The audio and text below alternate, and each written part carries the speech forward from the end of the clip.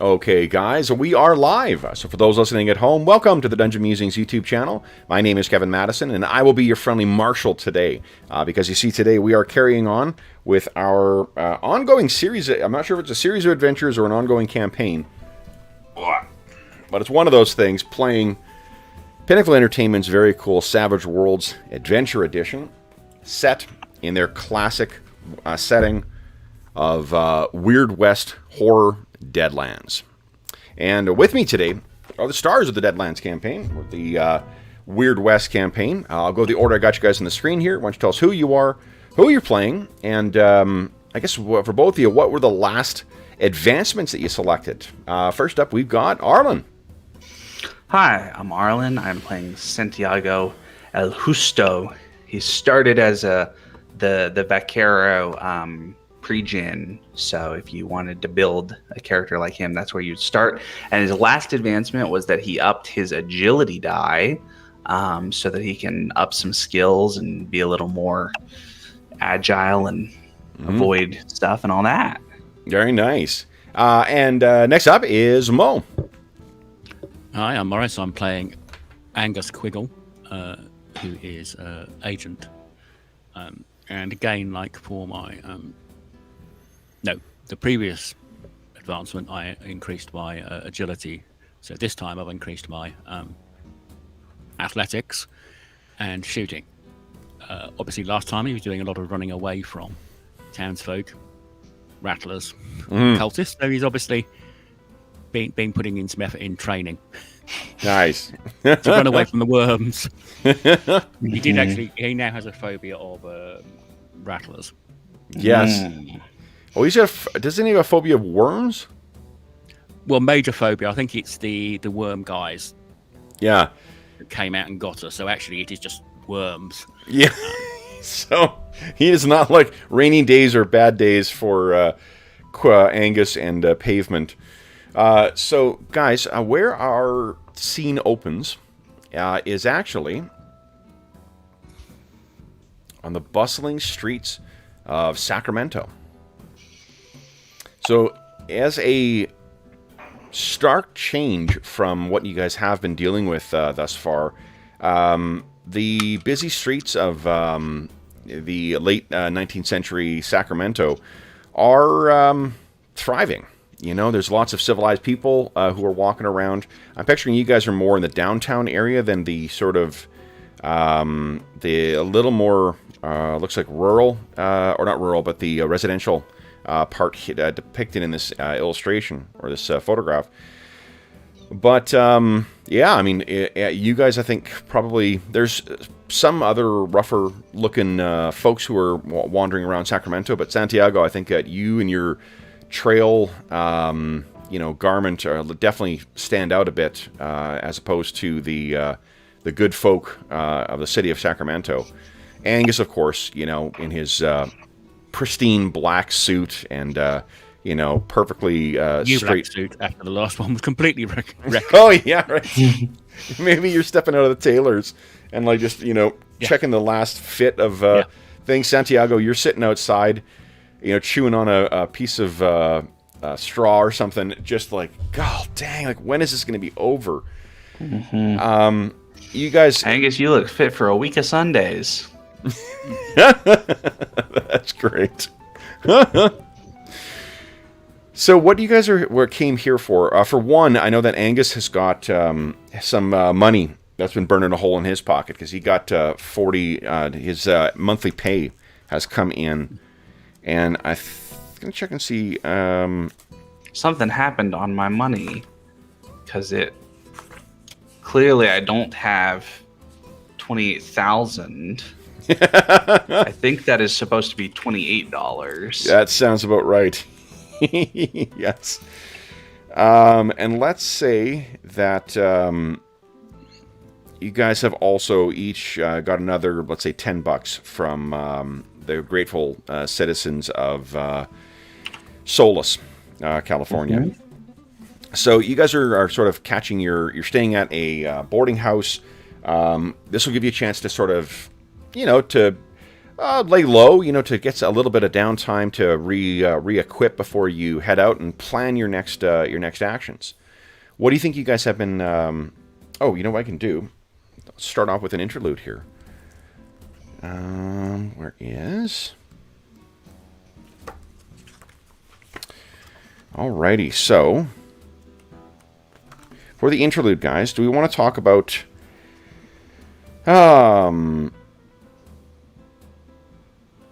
here we go. We'll do downtime.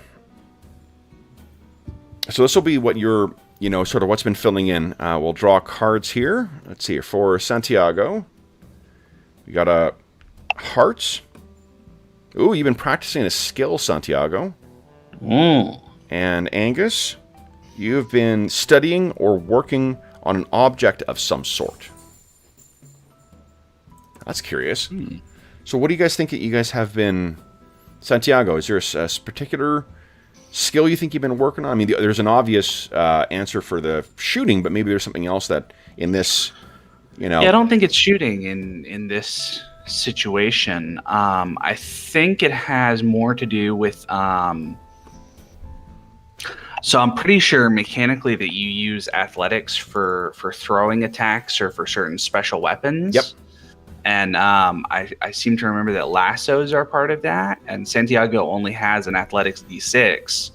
So if he's gonna ever settle down and be a rancher, seems like he might need to practice. I mean, his riding is great between his high riding and his edge for it, but his actual, lassoing cattle and all that sort of stuff seems like he might be, helping out at the stockyards or something, trying to get a little bit better at that.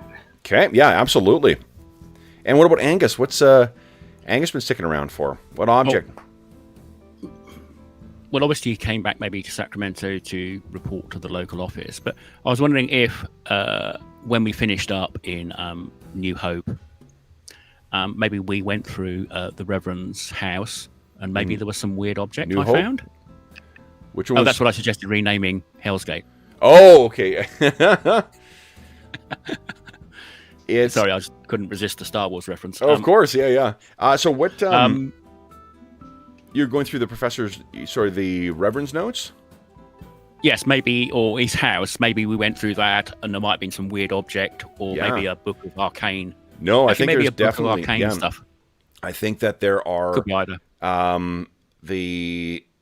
I think that there is a book that is the canticle of the worms of the earth. Something that clearly the Reverend has been working on for quite some time. It's the work of a madman, obviously. But there is dangerous insights that seem to have been offered. And I think maybe one of the more... Oh, let's do this. Why don't you give us an occult roll? Let's see how... Yeah.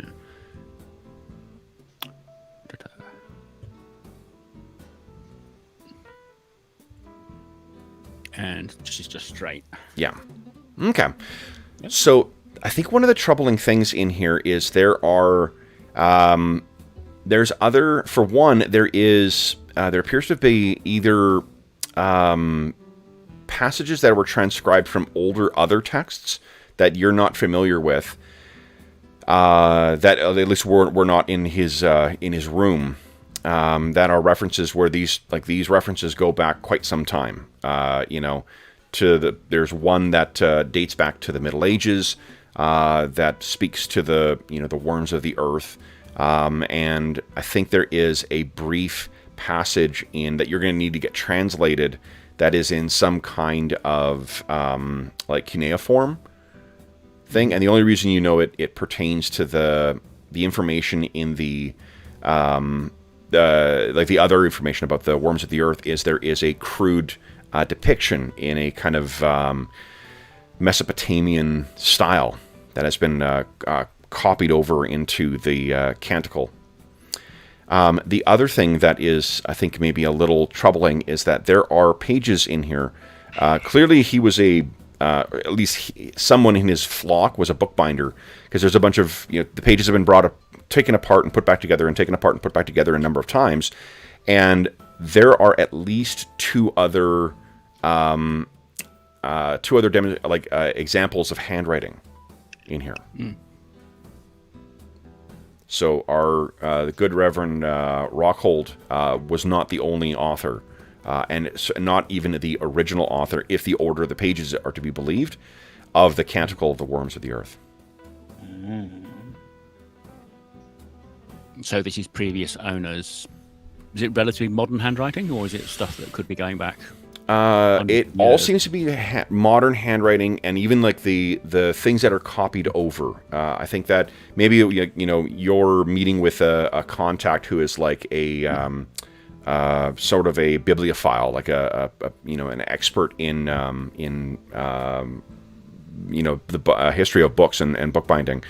And he tells you that the materials that are used in it are all modern, at least Deadlands modern, but the copies where they're copying from the medieval German script that's in there, the cuneiform and some other languages that you're just not familiar with, those are all copied from some other source.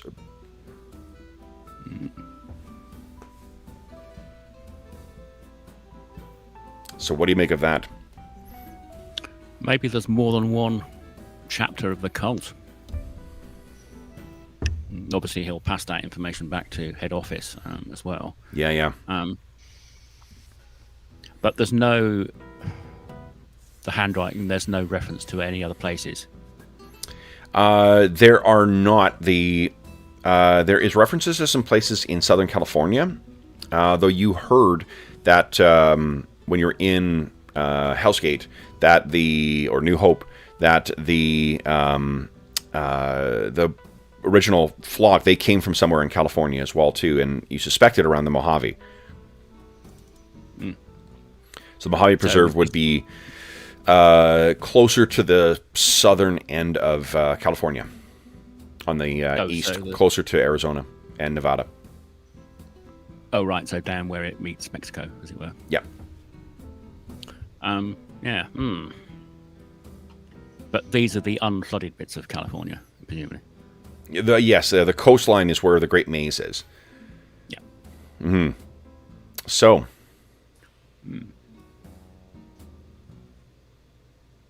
Well, he's making sure I need to read it during the day, of course. Of course. A bit like I used to do with Lord of the Rings when I was 11 when I first read it. And I think that what you... this probably is not helping. We've mentioned before we went live that your character has developed a phobia over the course of his adventures of worms. So maybe like as you're leaving, there's a gentle rain coming down. The Northern California has obviously got a slightly different climate than what Southern California does, and as a result of the rain, you can see there's a couple of worms, squiggling up onto the pavement. And your eyes narrow, and then just stomp on them, crush them, and head back to the. Santiago will be working at the stockyards. So you hail well, you tell me. You said you've been working on your athletics, right? Yes. Yeah. So maybe you walk. Rather than getting a cab or something like that, you're going to walk your way down to the rooming house that you're staying in. Mm-hmm. So. With the, your package of your thing, your book bundled up, partly to protect you from the elements, and also to protect you from this book. You walk into your rooming house, and there is a lovely, like maybe middle-aged lady, pushing 50, a widow who runs the boarding house, and she says, "Oh, Mr. Angus." Yes, whatever her name is. Let's say her name is Mrs. Pettifor. Yes, Mrs. Pettifor. You haven't seen your friend, Mr. Santiago, have you? Not since breakfast this morning. I think he was going to practice his cowboy skills in the stockyards. Is that why he's dressed the way he is all the time? Yes, he's from the more rural parts of the world, the country. I see. Is he part of Wild Bill's show then? Is that what he... I didn't know he was one for the stage. He's got the swagger for it, for sure. No, I think he's just a working stiff. Oh, well, you, would that I was 20 years younger, I tell you, he would be breaking some hearts around these parts. But I forget myself. He had a message come in on the telegraph. It's from his uncle. All right. Well, I think we were meeting up for dinner. Would you be, if you'll see him before, the telegraph, I didn't read it, mind, but they did say it was urgent. I'm sure he wouldn't mind if I just double-checked. Maybe he has some family news that he needs to hear about. So I'll check if it's really urgent. I was thinking the same thing. So she hands over an envelope to you, like a manila envelope, and a small, thing, and says, "Thank you so kindly, sir." And she goes about, her work. Where do we see Santiago or El Justo enter the scene? Would you guys be meeting up for dinner, or Probably, have breakfast at our boarding house and then a solid day's work or so, and then come back and have some dinner. And I think in the old times they just drank whiskey for lunch, so that's probably what Santiago does.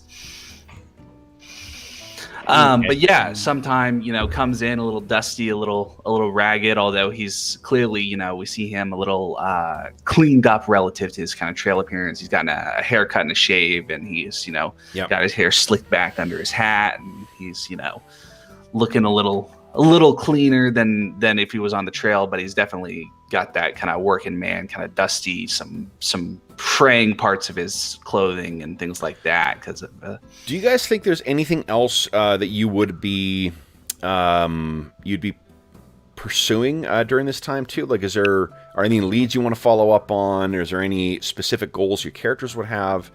Something like that you may be meeting up at some third-party place, to like a saloon or something like that, or a restaurant, to learn more about something else. I don't know if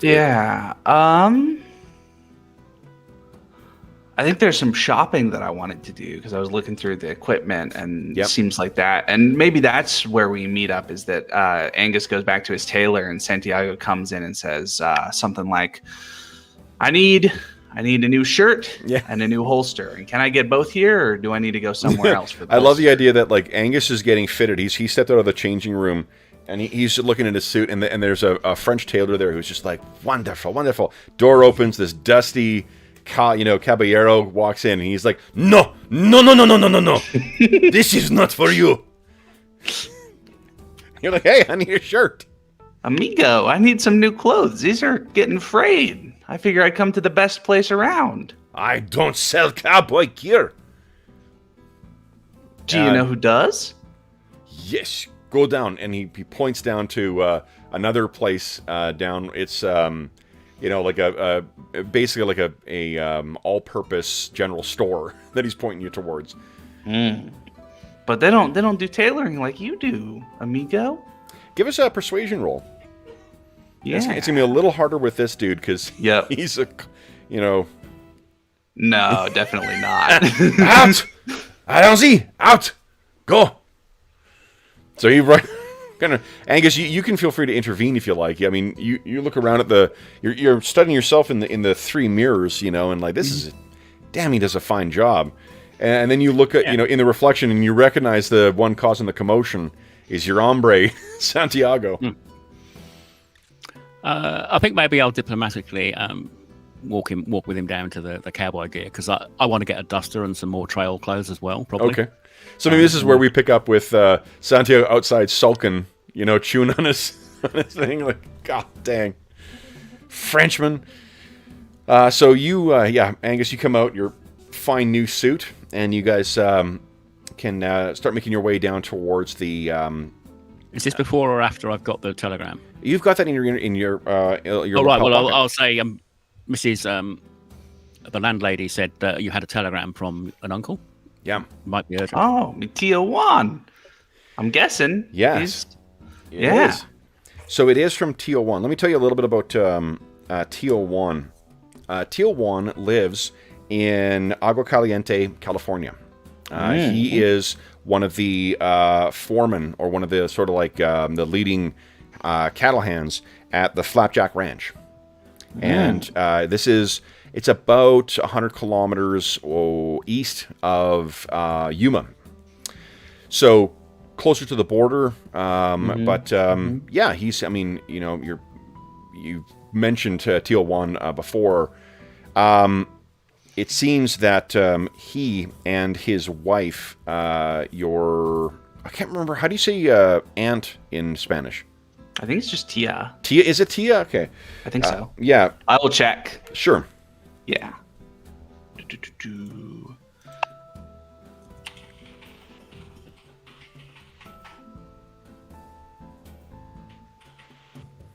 Yeah, Tia. Tia, okay. So Tia Camellia. It's actually it's from him on her behalf, because I guess the gist of it, I mean, it's a telegraph, so it's limited, and that, Teal 1 is not necessarily swimming in money.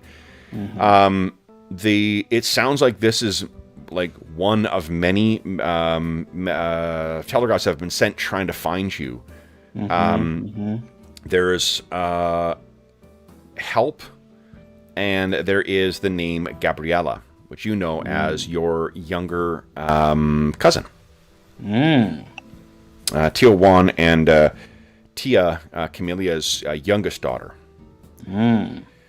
So the it reads like as urgent as it possibly could, and the terseness of the message as well too suggests that like they may have been they may have been spending a lot of money trying to get a hold of you through other telegraphs. So this one is just sort of so I'm picturing that as you guys are walking along, you're as you're reading this thing, Santiago, you're slower, your walk is slowing, and then Angus, you kind of realize that at one point El Justo has stopped and is just reading this thing, and you turn around, and what does your face look like? It's definitely kind of that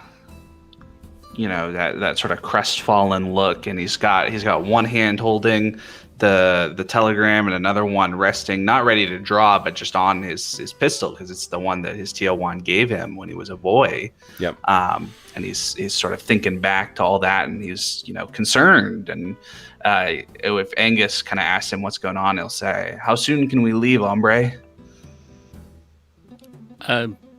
As soon as I picked up my duster and the dynamite I ordered. I assume this is the same shop that that we're going to get. I do believe we must skedaddle and help my family in need. Where do we need to go? There's my Teal 1 and his wife. They live out there. He's a rancher. Runs, or is a foreman was last time, and he helps run a ranch, and it's about 100 kilometers away, so a bit of a trip.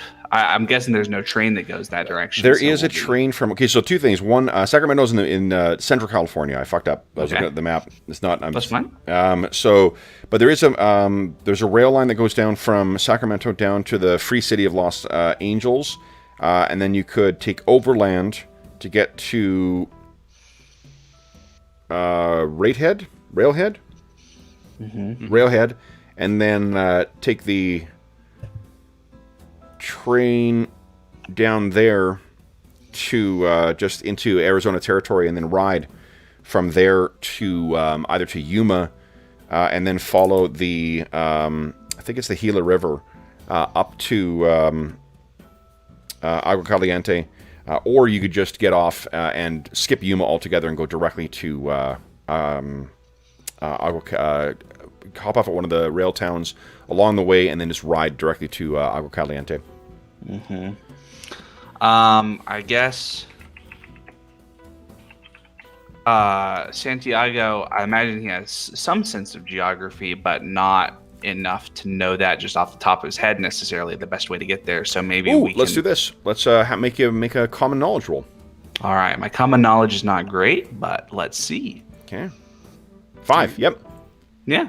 All right. Well then, yeah, I'll start talking to Angus and I'll say, here's what we'll do. We'll take the train down south. We'll get a little further, and then you got a horse, right, buddy? You know how to ride? Yeah, I haven't got one at the moment. The last one died. Can you requisition? I can call in an agency favour at this point and say get a horse and riding gear. Yeah, they spend a penny to do it. No, do you need? Well, actually, I've got favours stacked up, haven't I? You got Maybe 2. I can do one. Yeah, you got 2 favors already stacked up here. So let's see here. The favors.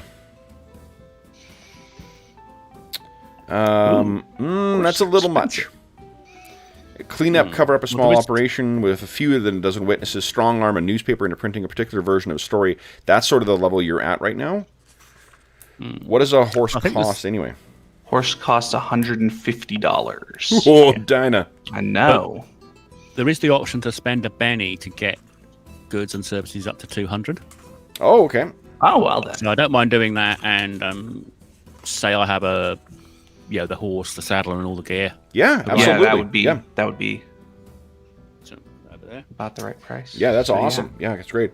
And for those who are curious, that's on page 53 of the new Deadlands Weird West book. Yeah, that's awesome. So you have a quick word with someone, you flash in the badge, and you got yourself a horse for the duration of this tale. Yeah, I assume there must be an office here, probably. I think there's contacts here, but remember, like it's a surreptitious agency or clandestine agency, so it's not going to be like, Maybe the tailor is the secret ID, and then you say the password, and then there's a rotating mirror, and you go into the. Yep, that works for me. Go into the back room. I'd buy that. All right. So then the, I think so let's just do the montage of you guys getting your gear. So you do have your other money you could spend as well too. I think you said you were getting some dynamite to Angus and a coat. Santiago, is there anything you need to get? So I am upgrading my holster to a quick draw holster, if I can spell it. Very nice. Holster. Because that gives you a bonus to draw as an interrupt, basically. It seems like I've been doing a fair bit of that. Yep. Shoot guns out of people's hands and things like that. That was, before I forget, that's the other thing I fucked up yesterday too. So in Simbaroom, when you're knocked down, it's actually, so to stand up, it's not a free strike that you get against you. You make a quick check. If you fail it, it takes your full action to get up. Otherwise, you can get up and then act. Oh, well, that's good because like Sean was saying, otherwise it's kind of just putting off the inevitable unless somebody can help you. Yeah. But that's good. That's cool. All right. So I'm buying a quick draw holster and I'm gonna have 3 speed load cylinders because we've been playing like I had 1, but I'm gonna buy since I didn't have it on my sheet, so I'm gonna just buy 3 and have 3 of them. So I've got holster on my right, a couple speed draw cylinders on the left. Okay. And I don't know if I need anything else. Let me double check. Okay. But I think that's everything for me. And maybe a shave and a haircut, and maybe probably spent some money on the boarding house. So I'll subtract some from that too. Don't worry about that. That'll be background stuff. Yeah. We'll only track the important money in this one. All right. So then, guys. All right. I just got some dynamite, a new suit. Yeah, assuming I'm keeping the old one just as messed up for disguise. Okay. And a duster for when we're riding. Okay. All right. Then guys. And the fuse for the dynamite as well. I figured. You're like a used car salesman. Did you want keys with that? You want keys, eh? It's going to be extra. All right, then, guys, what we're going to do is there are some interesting travel rules that are in Savage Worlds in general. But in Savage Rifts, in the Tomorrow Legion, they add in rules for journeys. And I really like them in the Savage Rifts game we've been playing. So I thought we would give them a try out for this as well, too. Adds a little more a little more agency for you guys as you're getting involved, and also allows us to track some other things too. So the way that the journeys work is normally what we do is we assign, and this will seem familiar to certainly to you, Arlen, but Mo, I'm not sure if you played One Ring or Adventures in Middle Earth yet, but it's like that journeys in that where you sort of assign roles to people. So normally there is necessary a navigator who has to make a survival check each day that will affect the draw that I make for encounters, for whatever's happening over that day or that week or whatever the passage of time or period of time is. There's also a lookout who makes a notice check that'll give you a chance of potentially avoiding nasty encounters you do not want to have. And then there's a piloting check, normally, that involves avoiding damage to the vehicle or horses or whatnot. And then there's an optional role of a scout, which is to try and forewarn of future encounters. So for this one, you guys do not need to worry about a piloting check, because you're on a train for this first leg of the journey heading down the California, it's not really the coastline anymore, but down through Central California. What I will do, though, is a navigator check, I think, will be basically you making sure that you've selected the right trains, that you're not missing things, because there's a bunch of different, in the Weird West, there's a bunch of different railroad agencies that have set up competing railroads, and they don't always meet up. So there may be a lot of, it's really going to be just making sure you didn't, oh shit, hold on, why are we going north? Or making your connection or things like that. So normally that is a survival check, but I can see that being like a common knowledge roll instead, or something else, or maybe even just a raw smarts check. Sorry, I'm testing my lariat since I was working out with it. It seems like I ought to be able to use it. Will I make the common knowledge roll? So with the other roll is the lookout, which will be a notice roll. Amigo, I think you are the one who is best suited to reading some maps and figuring out where we need to go. Yeah, assume I'm in charge of buying the tickets and working out the connections and stuff. Sure. Right? Yeah. So give us a... Well, and Santiago, of course, is pacing and he's, looking around. Imagine we're in the... Imagine in the train station. In the train station, he's Angus at the counter, and Santiago's sort of behind him, pacing back and forth, and clearly, very high strung, worried about what's going on. And so that's a failure. So, do you wish to spend a Benny to reroll here? The consequence of that is that the party wastes time traveling in circles or doubling back, making no meaningful headway. So that's you trying to get... I'm sorry, sir. This one is... our seats have been sold out on here. You're going to have to try the other line. And you go over there, and they're like, no, sorry, sir. This is sold out as well, too. Just as sort of a narrativist thing, is there a way that, Santiago could engage and I spend the Benny to let Angus reroll? No, Angus would have to spend the Benny to reroll, because you're going to be rolling notice. And this is going to be sort of reflecting... I'll spend a Benny on that. Keeping an eye out, if there's anyone tracking you or things like that. Because we don't know what the encounter is going to bring. Cool. Yeah, I'll spend a Benny, and I'll also, quietly flash the badge. I don't know if that's going to help you. Okay, well, I thought I'd just try it. Yeah. Cool. No, you know what? Sure, we'll give you a +1.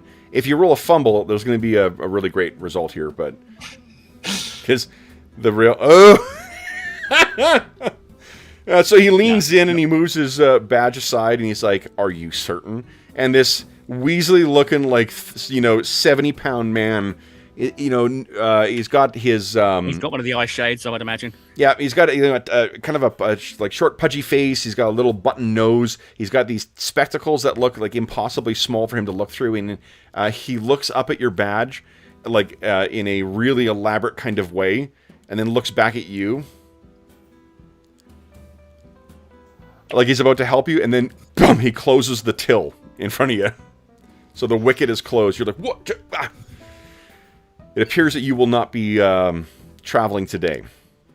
Well, they're getting 1 star on them. Yeah. Where's my Uber rating? All All right, so then what I'd like Santiago to do is give us a notice check, please. Notice. All right. Okay, so what the success does is you keep a good watch. So we just draw encounters as normal. Okay. So let's see what happens today. I mean, I wonder if there's anything of interest. Let's draw this. Oh, mama. Okay.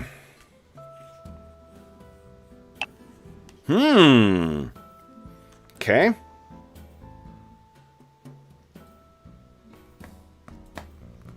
So what do you think you guys would be doing?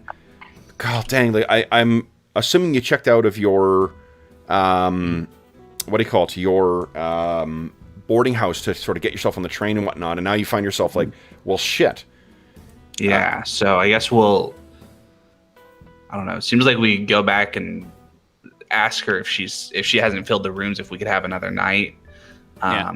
That seems like that's better than trying to find a new place to stay. Okay. Santiago, maybe you smile at her a bit and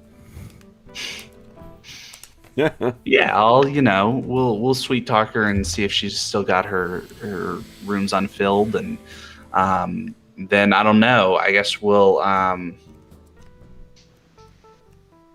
Santiago is going to be, he'll work on Bullseye, make sure that he's, ready, and he's kind of compulsively checking all of his gear, and, he'll, check the saddle, and he re-oils his pistol, and he goes through and he kind of just is sort of staying constantly busy working on preparation, and clearly if anybody tries to interrupt him, he's going to just, snap at them, lash out a little bit at, like, obviously he's not like, he understands what happened, that Angus tried to do his best, and that we just had a setback, but he is, as we all can lash out when he's angry, even if it's not at the right person. Well, and this, I think, strikes, from the way that you've been describing Santiago before, I think this also strikes you as very, very different.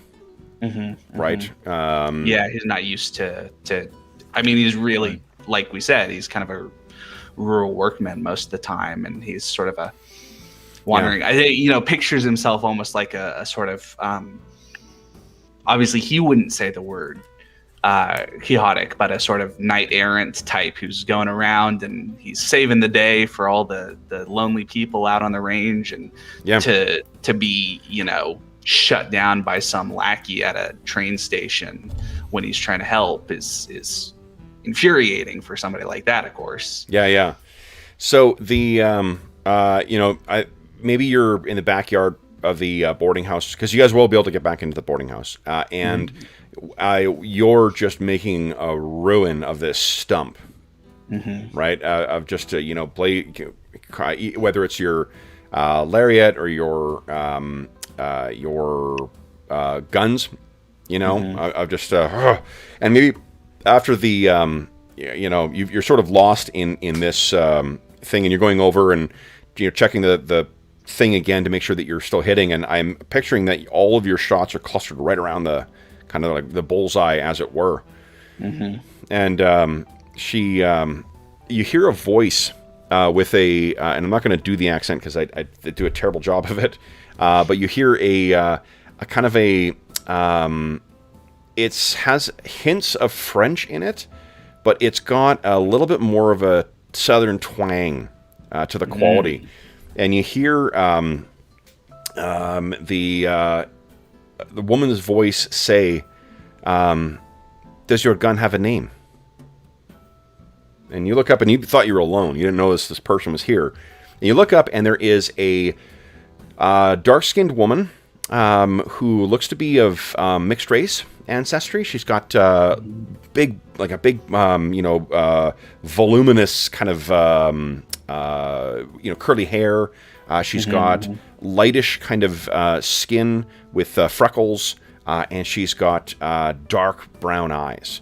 And she's dressed in what you would guess would be like the kind of like house dress for like a Southern belle.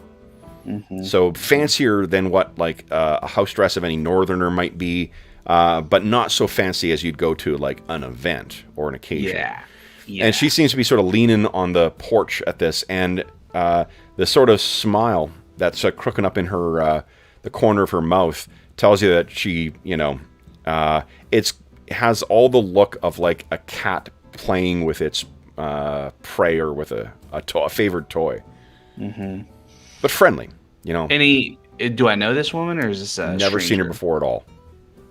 So I'll replace the pistol and kind of take off the hat and a sweeping bow, and I'll say, my sincerest apologies, ma'am. If I had known I was disturbing anyone, I would have done something else. Sorry.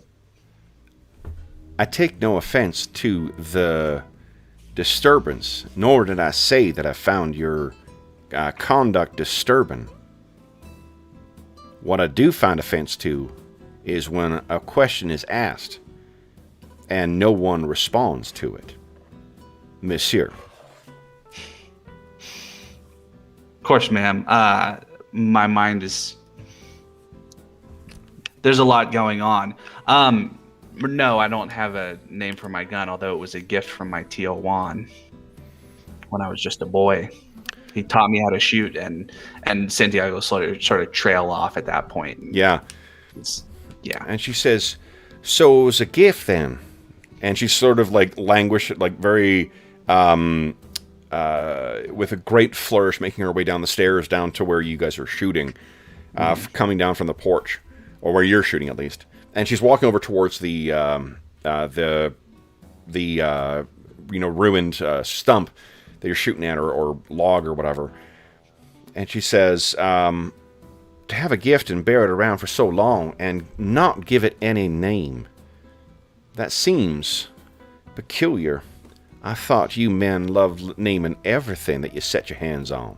And she goes over and sort of starts, kind of playing her finger around the hole that's been made in the log.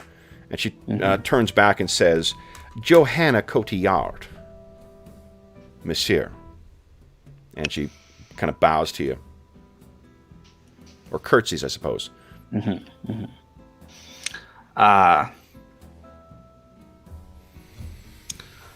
Well, Mrs. Cotillard, I named my horses, but they're all named Bullseye, so...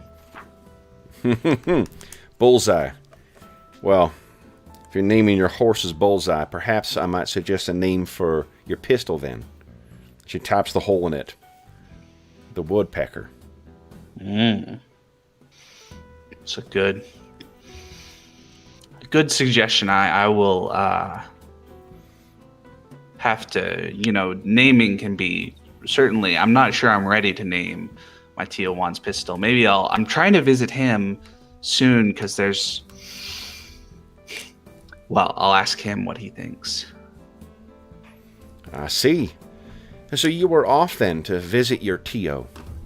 Is he here, or can I infer from that accent of yours that he is south of the border? Well, not south of the border, right? It's still in California. So Arizona, yep. Yeah, or Arizona, yeah. Yep. So I'll say, no, ma'am. He's a rancher in a place called Agua Caliente. Me and my friend Angus. Agua Caliente. So you're going from here and you're getting yourself into hot water. Something like that. Such colorful names.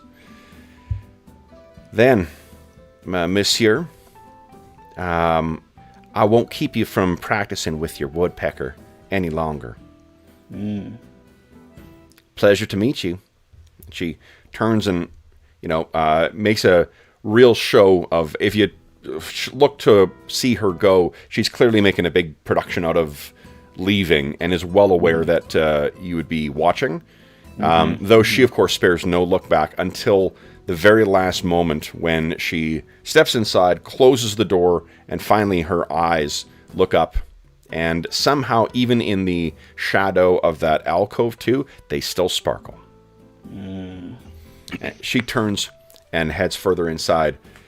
And you sort of look at the thing, and you look at, your gun, and you look at the damage done to your the stump. What do you make of her suggestion? I don't know. Something oddly sentimental about naming a gun. Indeed. There's this newfangled Austrian doctor who may have something to say about naming your gun anything involving the word pecker. That is another consideration. I was doing my best to avoid making any of those references in the presence of a lady, but without her around, he'll sort of chuckle about that. She has the sort of, the impression that you get is, she has like a black belt in the sort of double entendre jujitsu that, only the classiest / trashiest, high class individuals can master. Exactly. All right. And yourself, Angus, while you are sitting inside the, I think maybe you're at, Santiago indicated he wasn't hungry for any more of Mrs. Pettiforth's, or Pettifor's food, at least not right now. So you're enjoying, sitting after your repast, and you hear the name of a man come in, or you hear the voice of a man come speaking to Mrs. Cotillard, and he's likewise got a bit of a distinct accent as well too. Would you give us a common knowledge roll? See if you can place where this is from. Sorry, Santiago, I should have given you. You can actually make one as well too, Santiago. Sure. Yeah, so Angus for sure. No, I'm definitely distracted. Yeah. So Angus, you can hear there is a what do you call it? The accent is definitely from New Orleans, and kind of what I expected. And what you can hear the man's voice say to Mrs. Pettifor, I apologize, ma'am. I understand that this is late, but might I have I am famished, and there is, I do wish to retire for the evening immediately after, and would not wish to spend time going to a restaurant. And she says, oh, think nothing of it. Please go on in, find a seat, and I'll bring you out some food. And the man that walks in is, you look up Angus, and he is African-American man with almost perfectly gray hair, cut very, very short, but he has a kind of a strip of black that sort of goes from here and still runs back like the last clinging vestiges of youth. He is probably about maybe about 6'5", so a very, very tall man, and lean as well too. And the really long, accentuated long coat that he wears, that goes down to about his knees, really adds to the feeling that this man just towers over. It has at first you think it's black, but then as the light hits it, it's got this like dark maroon kind of quality to the whole suit. It's definitely a something that you would attribute to the more fashionable salons of found on the East Coast, or perhaps even on the continent. He's got a string tie at his waist or his neck. It's a silk shirt that's on, and he carries with him a long cane with his height. That cane is closer to the size of something that someone would carry maybe as like a staff if they were an average height individual. And he walks in and looks down at you, and you can tell one of his eyes is the dark colored, that you would expect, but the other is completely milky white. And he walks in and looks down and says, "Oh, I do apologize. I do not mean to disturb you, sir. I was led to believe that the room would be empty at this point. Please, carry on with your reading." And he makes his way over, and it's a almost like a theatrical actor's flourish, that he kind of like his, the heels of his shoes are clap, clap, as he's going along, interspersed by the tack of his cane going along, pulls his chair back, and then sits himself down. Do you do anything, or do you just carry on with your... No, I'll just nod. I'll assume I'm reading the newspaper at this Sure. point. And, so, he keep an eye on him, but... he leans in, he says, after maybe like a minute or so of silence, and he leans forward and says, forgive me, monsieur. I do not mean to disturb your reading, but have you perhaps finished with the international section of your paper? Or... Of course. Well, thank you. And he gets up and walks on over. Where do you think Angus is from originally? Is he from out east, or... I would imagine he's probably from somewhere like Connecticut, Maryland, some of the older colonies. Sure, yeah. Yeah, I'm not quite... the picture is probably a bit unrealistic, but he's like... Well, so one of the things old.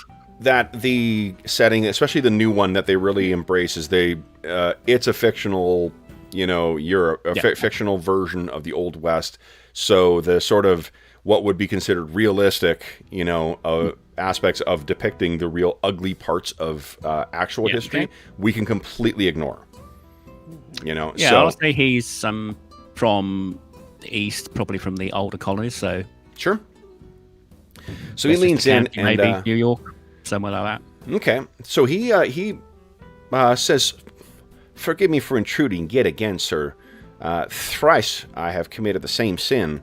One would think that I would avoid such things, but then sinning wouldn't be so much fun.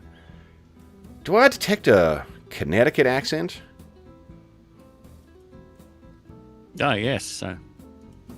Family's from there for quite a while back. I thought as much, too. Again, I apologize, sir. My manners have completely... The travels have clearly caused me to take leave of my manners. My name is Monsieur Sauvage Cotillard. It is a pleasure to meet you, sir. And I thank you for your kindness in sharing your newspaper with me. You're very welcome. And forgive me, sir, if I might pry again. What, pray, is your name? Oh, Angus Quiggle, the third. Angus Quiggle the Third. It is a pleasure to meet you, Angus. And at that point, Mrs. Pettiforth kind of walks out, and when you see her standing next to him, it becomes really evident just how tall this dude really is. And she looks down, and he flashes her this like megawatt smile that she is just completely smitten. Oh, he says, "Thank you so much for I did not mean to put you out." And she says, "I would be hurt if you did not ask." And so she sits down, and there's a spread, and you notice that it does appear to be a little bit more generous than what your helping was. So she sets this out for him, and he once she has departed, and he has assured her that she doesn't need anything else. He then turns and says to you once again, "Now forgive me, Mr. or Monsieur Quiggle. I will see to my meal, and I will bother you no further. Thank you, sir." Once again, and he holds up the paper, makes his way back over, and spreads out the paper in front of him, and then proceeds to start eating his meal. I'm not sure if Angus is paying attention to him whatsoever, but if you do spare a look over, I think that you can see that he is definitely watching you and meets your eyes, with that one white eye and that one undamaged eye, and continues eating. Kind of the feeling that you've got at least one of those eyes on you at all times. Angus, do you do anything else? No, I think I'm going to let it play out. So that damaged eye, the all white, is there any arcane significance to that? Not that you're aware of. I mean, you can make an occult roll if you like. Hmm.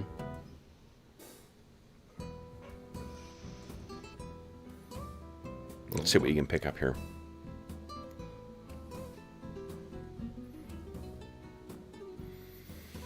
No. No, nothing you can think of. So I'm going to guess that you're finished before he is.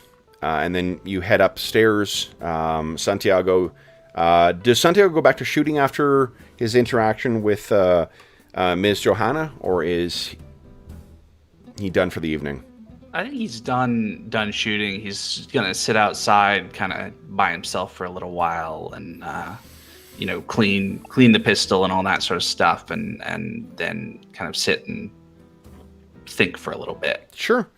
So maybe Angus, you after you finish your meal, you finish your reading whatever you're reading, you make your way out to the veranda.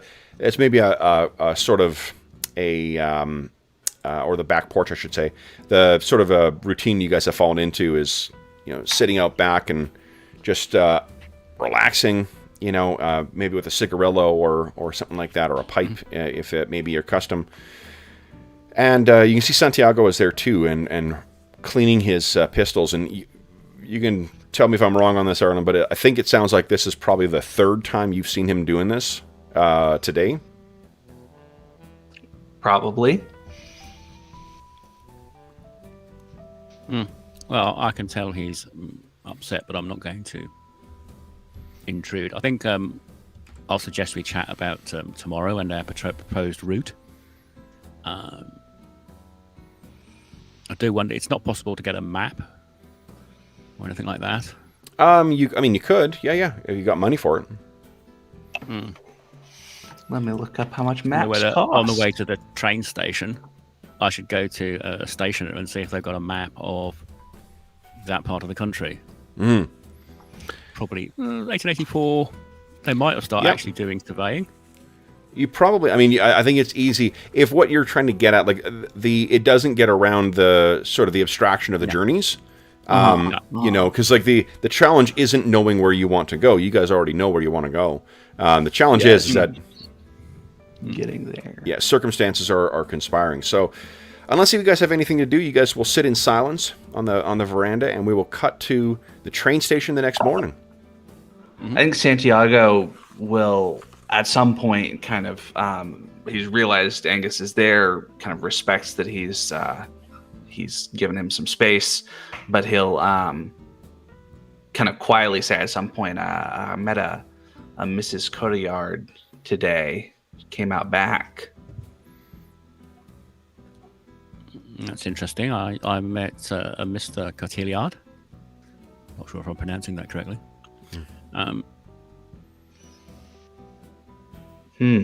So would I actually know that means dance? I think a cotillard is a type of dance, isn't it? A cotillion is a dance. Sorry, yeah.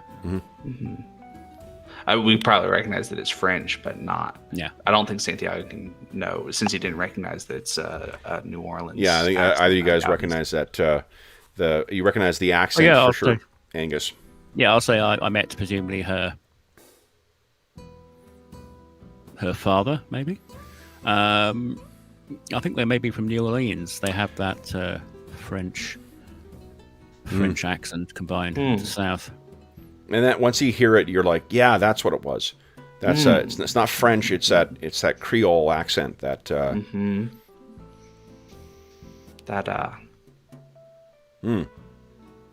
was a strange encounter, to say the least. Well, I got the impression they might be theatre folk or something like that. Actors, maybe.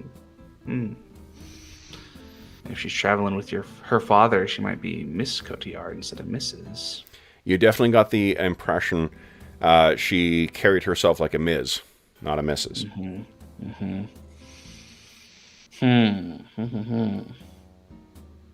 So, unless there is anything else that happens that evening. So maybe you guys are just both lost in thought about your respective, the members of the Cotillard family that you had met. And we'll cut to the next morning. So then, Angus, let's see if you have more luck. I have full faith in you. Here we go.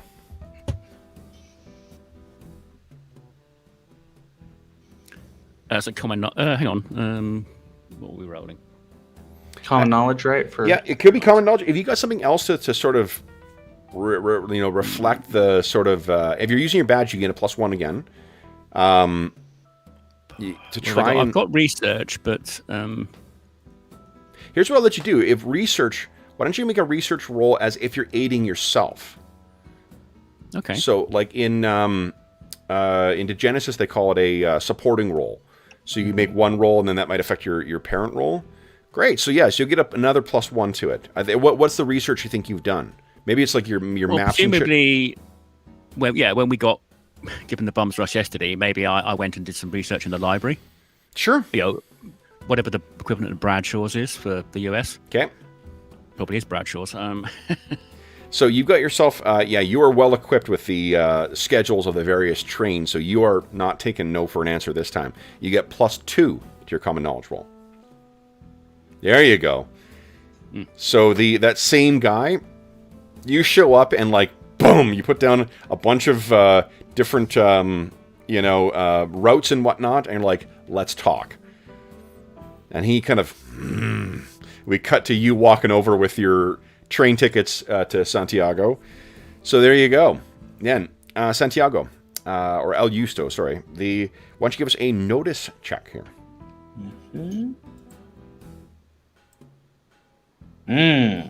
That's not good. So failure means that each member of the party, here's what the default ones are, must check against agility or suffer a level of fatigue from bumps and bruises. In an area with a horror factor, so fear in this, so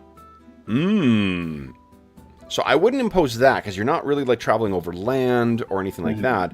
I think what I do is I think I might make you make a fear check. Because the paranoia maybe is playing on. So, what you could... I think I might spend a Benny because sure, not necessarily even just for me, but also try to help Angus out because this is a group thing, right? You got it. We'd both. So yeah, So Santiago, he's definitely pacing around, clearly not paying much attention. Maybe Angus even says something to him like, "Hey man, calm down. It's gonna be okay." Yeah. And Santiago is, takes a deep breath and he tries again. There we go. Nice, very nice. So success means you keep a good watch. We draw encounters as normal. Nice. All right. So then let's see what happens on your train journey here. Here we go, guys. We got a 6 of hearts. All right. So hearts is once again strangers. Interesting. So I think on the train, so we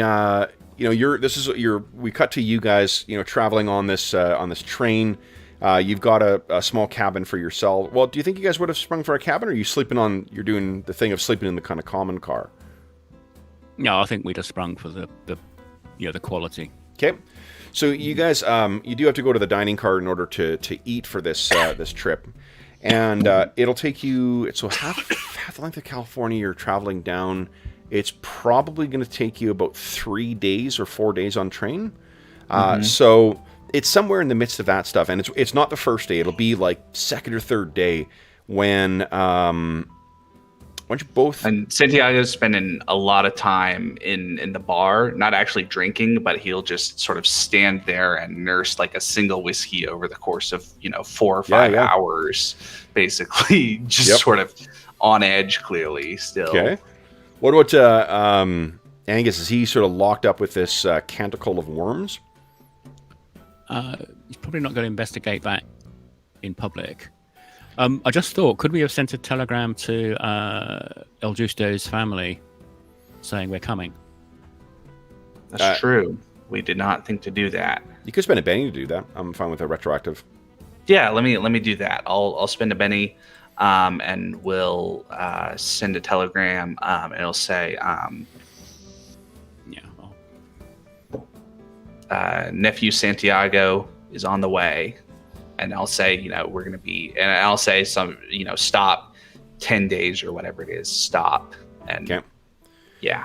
All right. So you're sitting at the bar. What about, what is Angus doing during this trip? Anything in particular, or is there any just common place we'd see him? If Santiago's in the bar, that means you have the cabin to yourself. That's why I was thinking that you may get that. Oh, yeah. If the cabin's private, he will do some more investigating. Okay. Obviously, what we will do is check the horse every day. Yeah. Just to make sure it's okay in the... Paranoid. No worms ate it.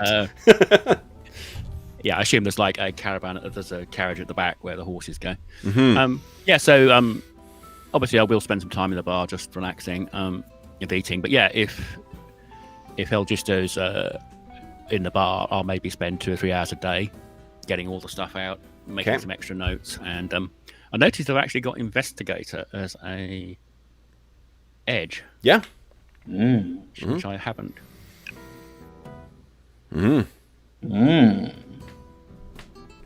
That's a great edge. Ooh, nice. Yeah, that's quite nice to use that one. Okay. So what we will end with as we take our mid-session break is Santiago is staring at the drink in front of him. His head or his thoughts are a million miles away. Actually, I think his thoughts are more specifically about 800 kilometers to the southeast. Because it's how long do you think it's been since you've been back to Agua Caliente? It's probably been a long time. I think he spent some time there as a boy, and then he's been there once or twice as a man basically, but that's probably about it. Okay. So you're staring at the thing. One hand is resting on your chin, staring at the drink. The other one is resting idly on your Tio's, the gun your Tio gave you.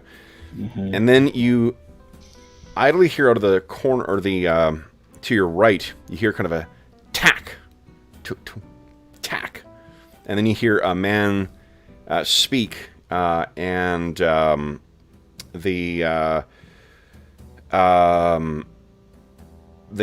accent makes you think, like, oh wait, another Creole. Now that it's been pointed out to you by Angus, you definitely make it out, and the man, it seems, even sitting on the bar stool that is there, you sort of look over and like, good Lord, like he's a good head taller than what you are. White hair with a little bit of black in the front, and he's got a fancy looking cane that's leaning against the bar, and as he adjusts his grip on it, you can see that the head is like a caduceus kind of thing of like the wrapped the snakes. And... Yeah, and he says, "I will take 2 fingers of your finest bourbon, thank you, sir," to the bartender, and then he looks over at you in that same megawatt smile that we saw him give Mrs. Pettiforth. He looks at you and says, "What is Santiago's surname again? Did we give him one?" I don't think we gave him one. So I looked up because I knew I would need some surnames. The name I wrote down on his sheet is Santiago El Vaquero, which is Santiago the Cowboy. So probably not that. So here are some of the more common ones out of Mexico: Ruiz, Molina, Vasquez, Ortiz, Delgado, Sanchez, Perez, Lopez, Gonzalez, Martinez, Garcia, Hernandez.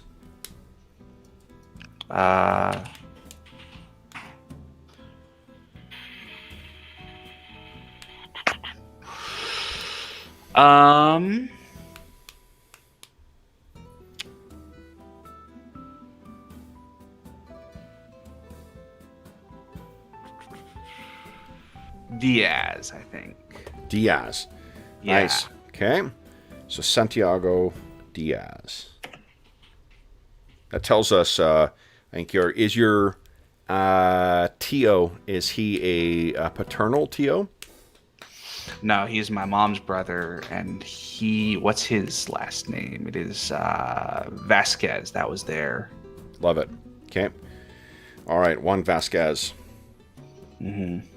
All right. So then what, this man looks at you and again, flashing that smile, and you see the unusual, dark eye and the milky white eye. And he smiles and says to you, bonjour, Senor Diaz. I understand you met my lovely daughter. Do you mind if I have a word with you? And again, it ends with that megawatt smile. And let's take our mid-session break there. All right. Okay. So for those listening at home, we'll be back momentarily, and we'll check them in chat, and then we'll see what Mr. Monsieur Sauvage Cotillard wants with our Intrepid El Justo. So back momentarily.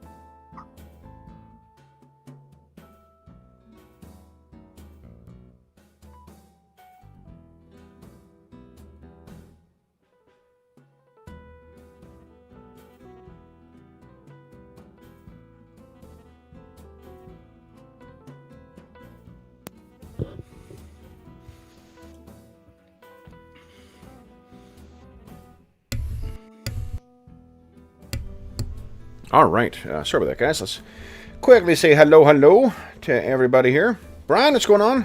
Hope your weekend is going great. Hey, Steve the NPC. Hello, howdy, partner. Ted Dinian. Another rootin' tootin' adventure, hopefully. Damn me. Let's see here. No one called to remind me to miss the game time. Hi, Wayne. What's going on? Ice King, hello. Distinct lack of magic missiles. Most definitely. We will try and rectify that in the second half of the session. Hey, Hobbs is in there. Howdy. And Legend of D&D, hello, hi. Welcome back at you. Okay. Tyson, howdy back at you as well. Alrighty, guys. Hope everyone is having a really great start to the, is winding up of their weekend, but hope Sunday is treating everybody really well. Speaking of treating people well on a Sunday, guys, so Santiago, what is your impression of this this tall feller who is looking down at you now?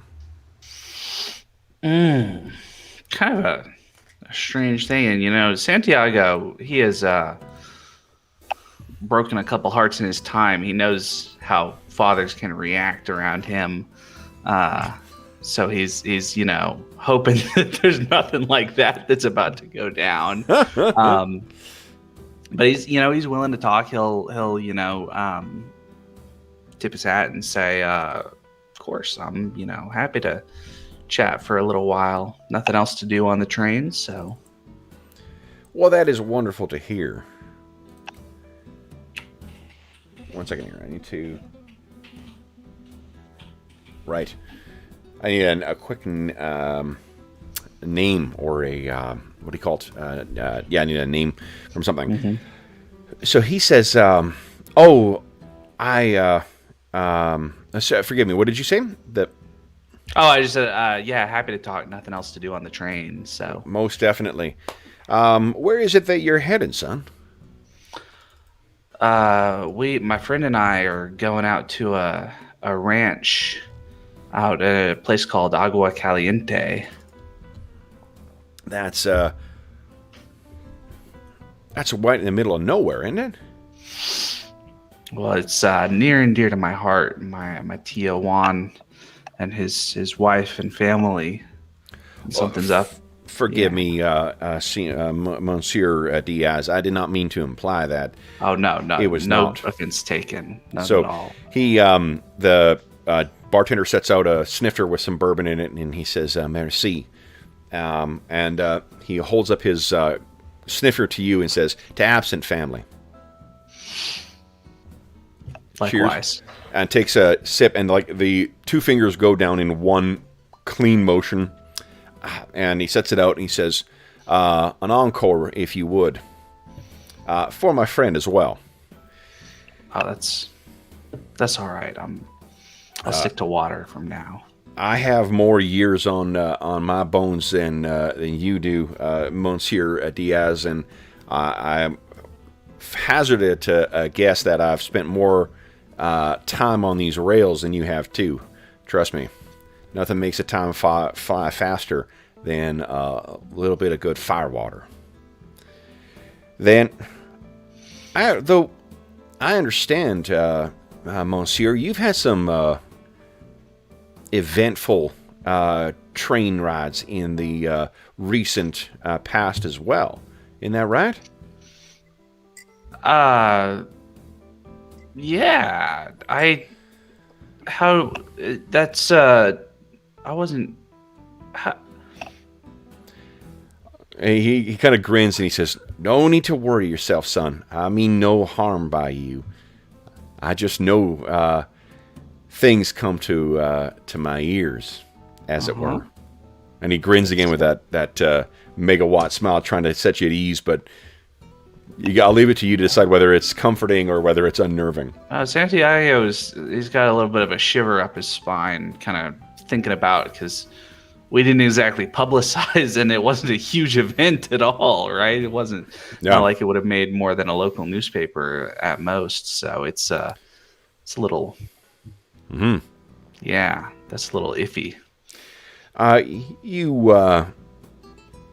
don't want you to revisit the whole, because I imagine there's a little bit of like blood kind of draining from the thing, and from your face, and he seems to pick up on that. And it's like, again, sir, you can hear tink, the drinks are set in front of you again, too. And he says, oh, I assure you, sir, please, I just have a couple of quick questions for you. And he raises up his snifter as if waiting for you to join him with it. All right. And so this time, Santiago, finishes it in one gulp. Okay, so instead of the sip. And he does the same thing, too. He says, there you are. Now, I understand that your destination was never intended to be at Elko. Is that right? That is right. And your companions, the Ranger and Monsieur Quiggle III, those are folks you fell in with after that fact. Is that right? Yeah, Tater and Angus. I met him. We were with the explorer Alexander and Sam, the gambler. Yeah, my current traveling partners. Not it was a different crew back then, and we didn't really know each other before the crash. We sort of took charge after the incident with the train and ended up working together. But I can't say Alexander seems like he was a good man, but I can't say I know him very well, and I haven't seen Sam recently ever since we got out of there. So would you give me a either a notice or a spirit check, whichever one's better? All right, they're the same, so I'll just do notice. Okay. Ooh. Oh, we're back from the break as well, so you guys each get a Benny. All right, I'm going to go ahead and use it. Okay. There we go. Nice. There is the way that he's looking at you, it's like most of his face is sort of like and not intense, but like a focus, someone who's a good listener. His attention is focused on you, but that white eye just feels like you can't help but keep looking over at it, and it feels like it's just glaring at you. There's something unnatural about that eye. Something weird. So then he says, you knew nothing of the cause for the unfortunate events in Elko. Apologize, but mechanical engineering is not really my specialty, and Alexander and Sam weren't able to figure out anything either. And he sort of leans in and says, I mean more the events in Elko. Oh. He kind of like, at you recognizing, he kind of nods. It's like, yeah. Yeah. Nothing about that. I don't really know the cause of that either, although I have some suspicions. Indeed. I harbor some of those myself. And he takes another sip of the bourbon. So, the happenstance of you falling in with Mr. Quiggle and the Ranger and your other companions, that was just happenstance after that event. Essentially, we Angus and I were we sort of, well, we both knew a good man who was in trouble. Angus and Santiago sort of puts together that he might not be supposed to tell this guy that Angus works for the agency. Yeah. But I figure he already knows, so Santiago sort of pauses and waits for him to prompt him, I guess. And so then he, I think, he nods at you like, But Yeah. again, like you keep looking at that white eye, and it seems like wheels are turning in him. And he says, well, I understand then. And, boom, he finishes his drink and he says, and you have made this trip most worthwhile then. And he stands up and once again, like he just feels like he's towering over you. And he says, then, I appreciate the company and the conversation, Monsieur Diaz. If I do run into you again, if I do not see you or your friend, I do wish you the very best on this trip. And he kind of taps the thing, tack, tack, tack, on the ground, that caduceus cane of his. And he says, please, as a small gratitude of my thank you, you can feel free to indulge what you wish to for the duration of your trip on my tab.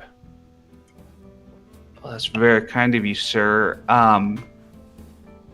Can I make a different request? Not to look a gift horse in the mouth, but and he's sort of like the corner of his mouth goes up in a bit of a smirk. He says, "A bargain, then."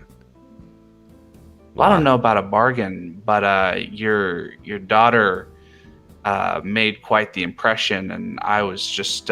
She has been known to do that, my Johanna. Yes. I have no idea if she will remember our conversation, but it made an impression on me.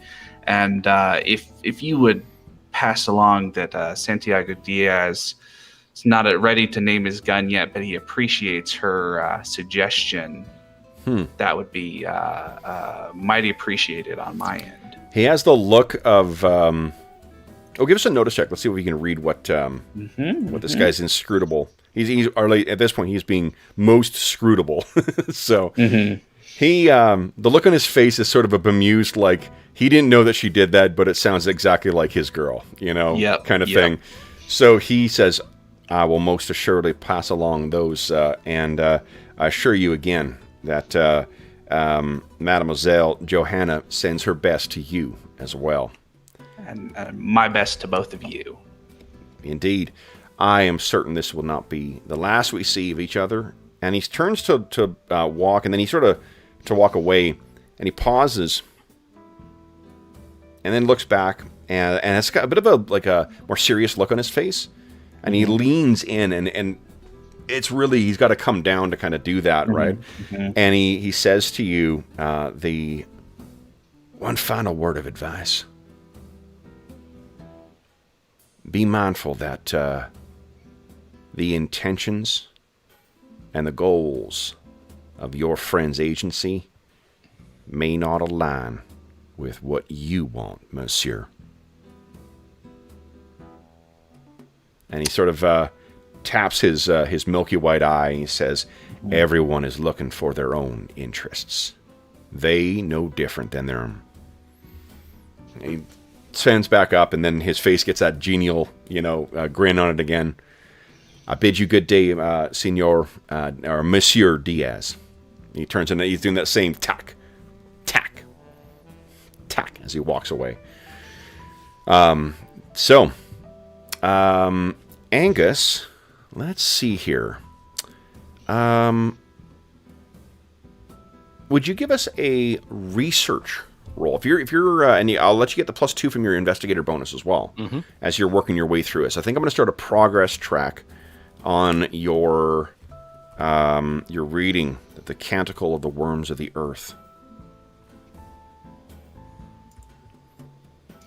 Let's see what's going on here.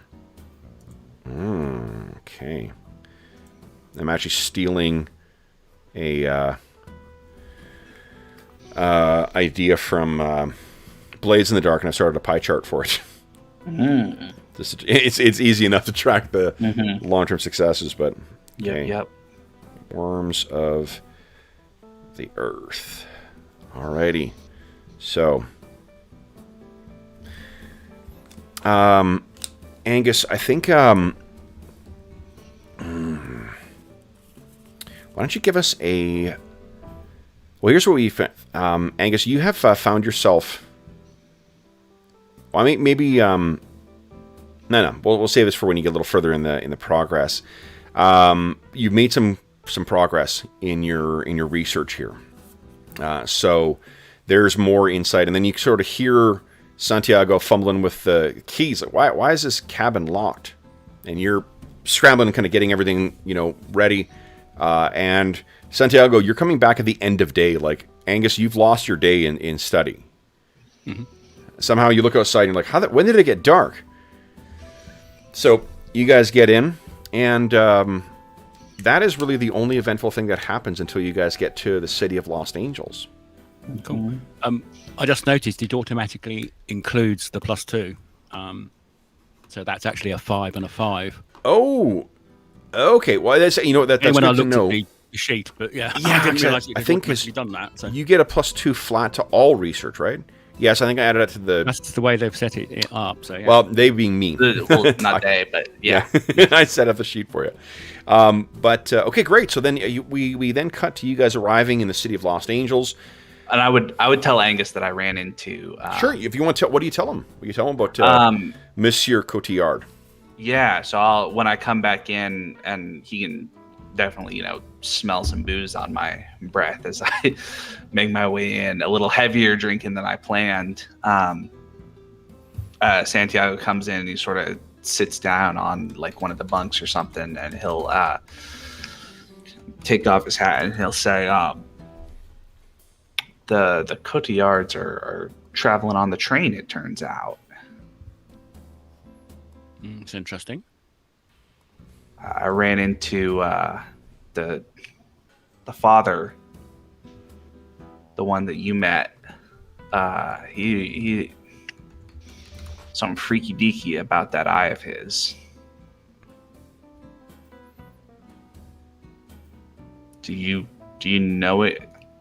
I mean, obviously Santiago knows that there's medicine men and sorcerers and weird science and all sorts of weird stuff in Deadlands. So it's not like not like a real person where it's like, oh, you dick, it's just cataracts that makes it look fun. No, and as, again, like with one of the things with Savage, or with Deadlands and Savage Worlds in general too, like it errs on the side of cinematic with everything. So you can expect that almost everything in the, there's not a guy who shows up, with a, strange physical, feature who's not going to have some, it's not going to have some significance about that character. Yeah. We speak in the language of pulp around these parts. So yeah. So yeah, I say there's some sent shivers up my spine. He knew about. I don't know if I've talked to Angus about the adventure with Alexander and Sam at all. Santiago's not a huge sharer. So I'm gonna. So I might. Yeah. I created a thing for you guys, which I'll duplicate here as well too. I got a posse notes handout for you now. Cool. And I duplicated, just put 4 in there. So if you want to lay claim to, if you want to keep your own individual notes, now you got something you can do.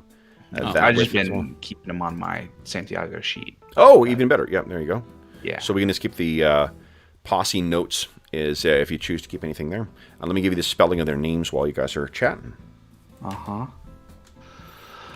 I'll start telling Angus about the adventure in Elko, or the misadventure in Elko, maybe is the better way to put it, considering its aftermath.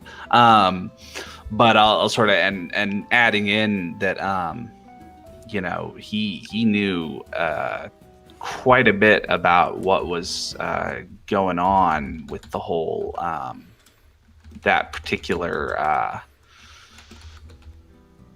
set of events, knew about that. And I can't imagine, to be honest, I can't imagine that anyone outside of the actual people involved, maybe someone in a nearby town in a newspaper or something, but there's a broken down train in the middle of nowhere, basically, and a couple of people died.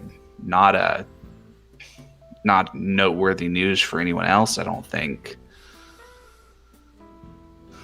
It's pretty odd that he had such an interest in it too. Seems. Did he say how he about? Did he say how he knew? Did not say how he knew, and I did not ask him directly, but like I said, shivers up my spine.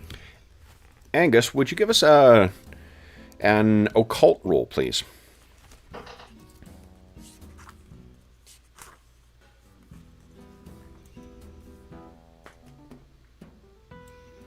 Okay, so the comment about the rail, the interest in the rail transactions, is sort of what's going on in the rail yards, and the geographic origin of New Orleans makes you think of, there is one of the rail barons who's been expanding out into the West, or the Weird West, is a company known as the Bayou Vermilion Rail Company. Bayou Vermilion Rail Company is run by a gentleman named Baron Simon Lacroix, and there is something that the agency is aware that there is something decidedly unnatural about Baron Simon Lacroix, and inquiries into his activities by agents and by their proxies have often ended with a pawn box.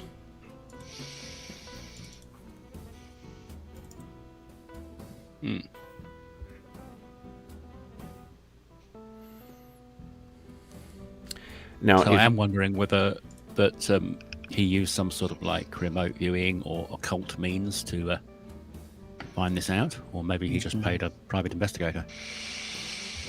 Well, there's something strange about Elko. I don't know if you've ever been out that way, Angus, but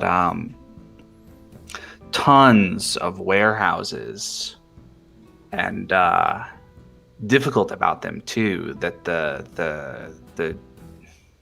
the foreman did not want me going into any of the warehouses or anything like that. I offered to help with some stuff, and he basically told me, pretty much to my face, that I had better not go near the cargo in this little middle of nowhere out in the desert, essentially.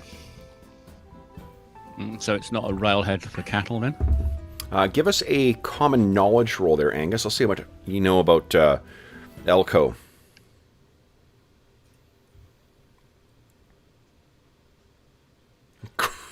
Humble. So here's what I think is I'm going to draw and go to the interlude thing here. I think we're going to draw a card. Something traumatic is in relation to either the Bayou Vermilion line or Elko, or perhaps both. Let's see here. Draw a card for... Ooh, hearts. Okay.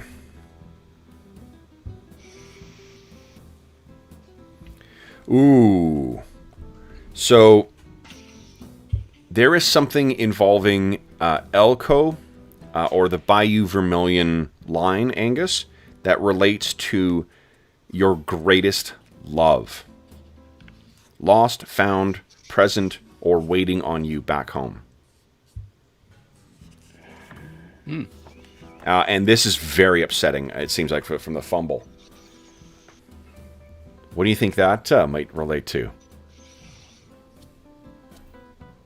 Is there more of a connection to the Baron than, you may have suspected? Perhaps someone occupied one of those pine boxes that meant a great deal to you? Maybe another agent I was in training with, maybe. Okay. That she disappeared, maybe after investigating Baron Cotillard. Okay. Baron Croix. Yeah. How does Angus feel about... Maybe we went to their version of Quantico, or the farm. Do you think she's from like a similar background to you? No, I'd imagine. Let's say she would have been from New Orleans. That's okay. Canadian, Arcadian, not Arcadian, but the more Acadian. Yep. Yes, sorry. Yeah. I get that confused with the one in Canada as well. Oh no, it is same. There's a good reason for that. Yes, because they migrated, that's, didn't they? Yes. Yep. Yeah. Yeah. So well, from an Arcadian background, migrated is a generous way. Well, forced, resettlement is another way of putting that. But the point being, maybe that's why she was assigned there too. And I take it this is someone. Was this love reciprocated by her, or? Let's say it wasn't by her. Aye, so unspoken and unrequited. Well, I guess, was it unspoken, or was it something that Angus? Unrequited, but she knew. Nice. So she has been missing, and just, you've never thrown yourself. This may be why you're out here as well, too, chasing down this. Yeah. Yep. So, well, I guess. Well, you know what? I think with the fumble, this tells us that this is something you did not expect. Maybe. So you've been out here doing your other stuff. You're into this issue with the worms, and suddenly, Baron Lacroix and the Bayou Vermilion is now back in your life. What do we see on Angus's face when that sort of, that hits him? You can see probably quite a shocked that suddenly they all come together and he realizes what the... Yeah, he's sort of like a bit shocked, so he sort of goes rather quiet. In the TV, you'd probably see sort of close focus, background goes out of focus, and he's probably sort of having some flashback to when he was a trainee agent. So maybe, what about this? 10 or 15 years ago. You were the one who knew about the Bayou Vermilion and Baron Lacroix. Maybe, like, what you mentioned this, to him, Santiago, and the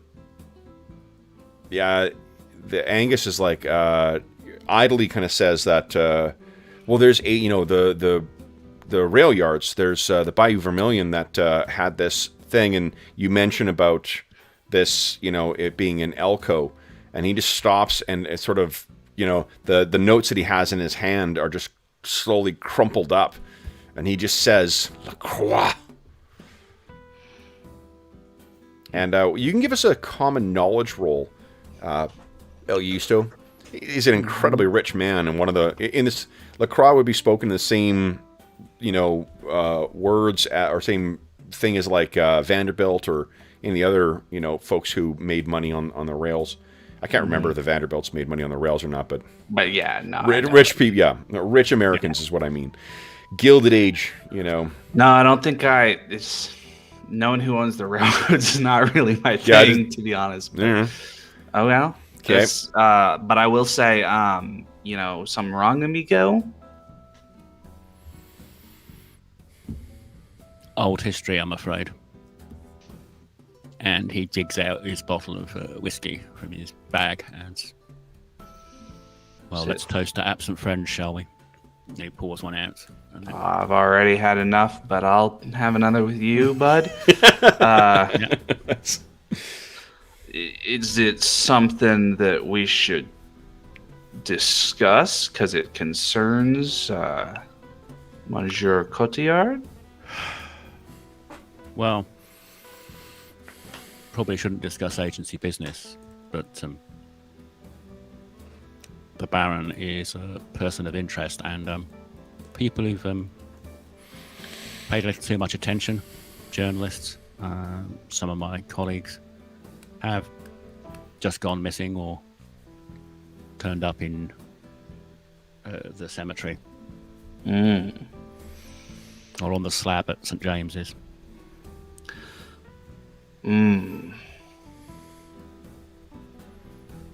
There's if I remember correctly, there wasn't any, nobody had like there was on the train, wasn't there? The not bellhop, but you know what I mean, had a French accent. Did, yep. Yeah. And we didn't really have, because at that point, the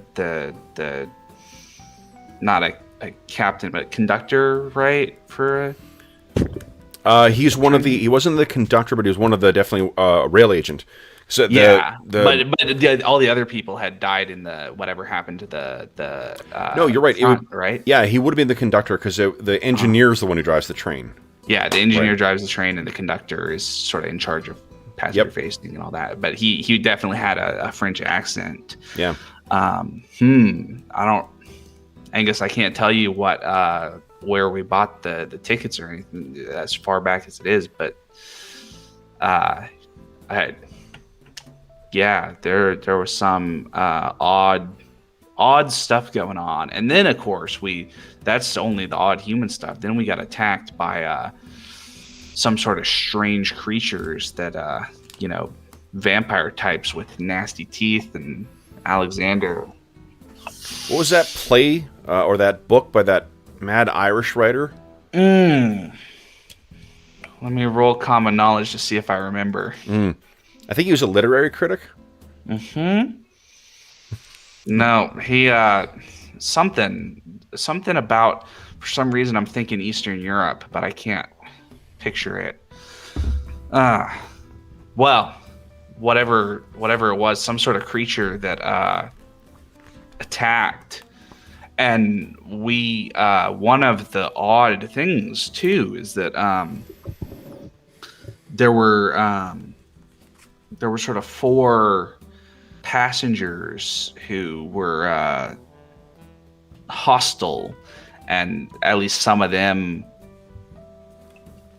got all fangy and attacked us. But there were more than 4 of the creatures in Elko that we fought. Angus, would you give us a occult roll, please? Because this shit may actually, now that you're talking about your job stuff, maybe this will help focus your attention. You want to spend a Benny? Yep, will do. Okay. Ooh.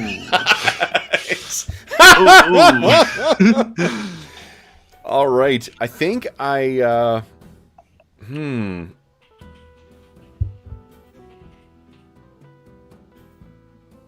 think I'd like you to make a fear check, please, Angus. Okay, I have the guts, so I can do this twice. Yep. So it's a spirit check. Yes. Okay, let's see here. Okay, you succeeded. Yeah, I'm not going to make him any penalty. Angus goes kind of white at the sound of this, and you've got no further information about this, Angus, but you seem to recall, and this is sort of, the last time you met with your lady love, it was at right before she was going to catch a train going somewhere, and the things that she was talking about, like that the agency had word of that was going to bring her down south, this stuff relates to the it's the same sort of thing that she was talking about. Creatures pale, exactly the way he described them, and they could only be injured by shooting them through the heart. They and this there was something. As a refresher, this is what you faced in. If I remember, Santiago and Alexander and Sam all hit them kind of center of mass or in the head or whatever, and that didn't. These creatures, Alexander practically decapitated one of them, and it still got back up and savaged him. And I got lucky and made a couple of clutch shots and took one down with my knife and was able to rescue Sam. And I guess we didn't cover what. Well, maybe that's where Santiago stops telling the story. Yeah, because he vamoosed, I think. Yep. Rode off. I was going to say we just leave it empty for the audience to decide what happened, and who knows exactly how that story ended. Yep. Yeah. I think that would be subject for a future downtime flashback. Mm-hmm. That would be a good one. Perhaps when Sam rejoins us. Yeah. So yeah, I'll tell Angus basically the whole story and kind of interject every time with the information that Monsieur Cotillard had, and keep sort of repeating. And he, I'm not sure, Angus, I think he can tell about your badge and that he might not be a fan. Well, nefarious people never really appreciate people asking hard questions. It's very true. It's very true.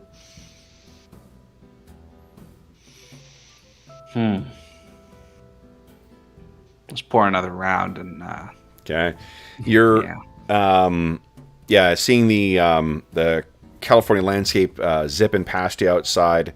With the night falling, the moon coming up, you guys feel very safe inside your and grateful that you're in your room and sealed in on all sides. Mm-hmm. So we then will cut, unless you guys have anything else you wish to do on this leg of the trip, we'll cut to you guys arriving in the city of Lost Angels and getting your horses out, getting Bullseye and the horse that you have hired. What do your horses look like, out of curiosity? I think Bullseye, didn't we see he's got a ring around his eye or something like that? Yeah, he's got some sort of kind of pattern on his face that looks vaguely like the last Bullseye, enough to suggest the name. Yeah, that's right. Poor Bullseye dying in the. Poor Bullseye died in the train crash, and he didn't seem to know about that, Monsieur Cotillard. So I guess. In which case, when do you think he might have? That might give you some insight as to Angus the investigator. That would be an interesting if he didn't like pick it up off of me, but learned about it from another source. Because I would have definitely, I remember that Bullseye died, and that was kind of traumatic and all that sort of stuff. Absolutely, so, yeah. Yeah, that's a good point too. Well, Angus, off into the sunrise. Yeah. Okay. Yeah. So then, guys, for this next leg of the journey, it'll be you riding from, let's see here, City of Los Angeles across the Southern Territory here towards Railhead. So let's see here. That'll be.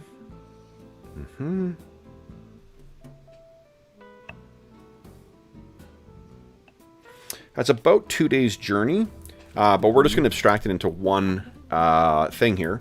This is you heading out into the wild kind of areas. So you'll be making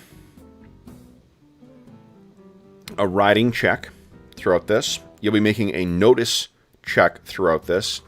You'll be making a survival check throughout this. Generally, you want one person in each role, and then if you got someone who is good at stealth, they can be a scout as well.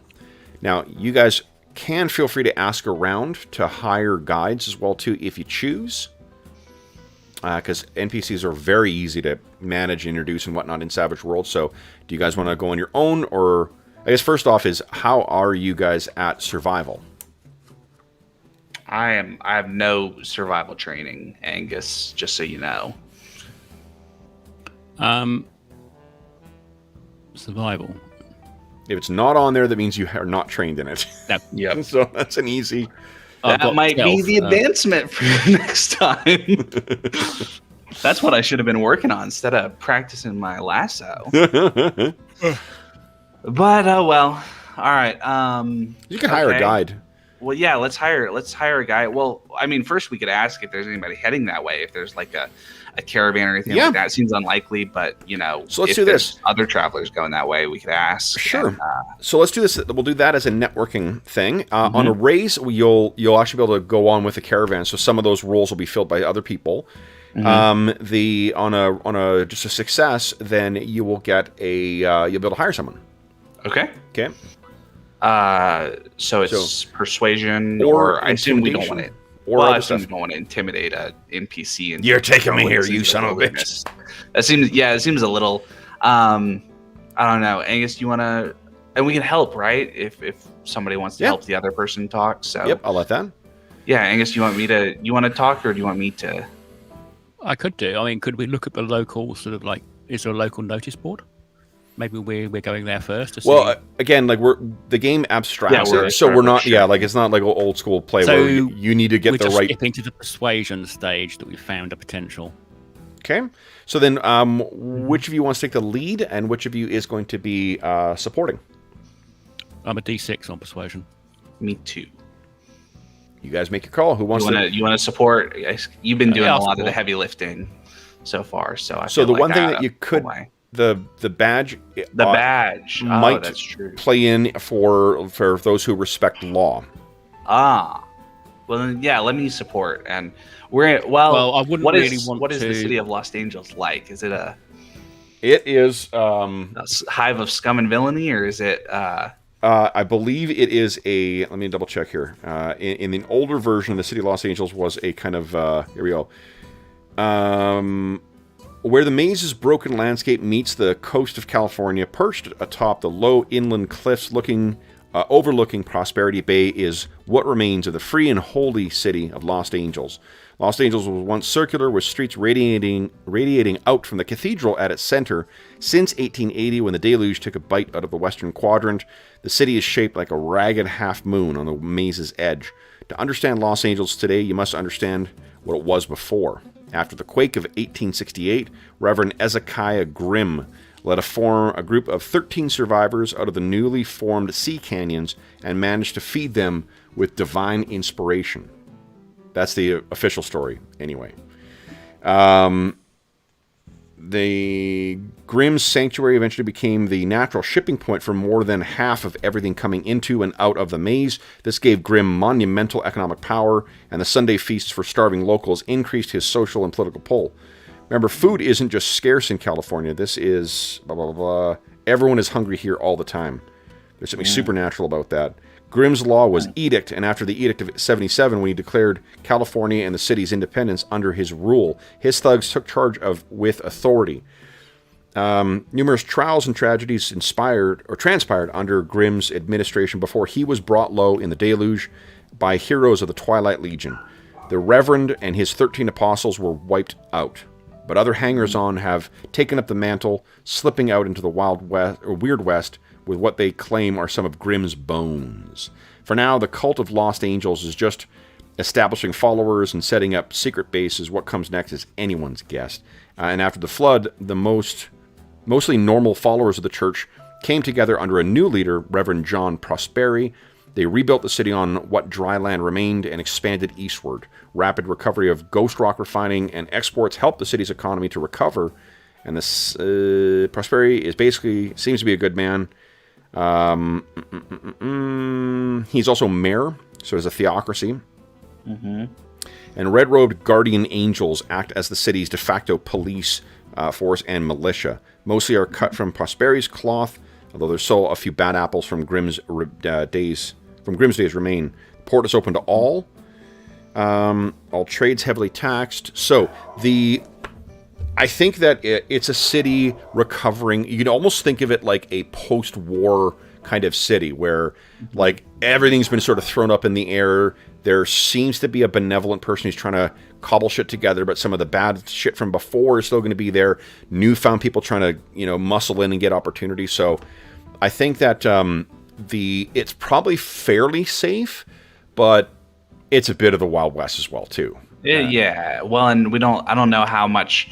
Angus, obviously, he flashed that badge around everywhere. It's going to travel.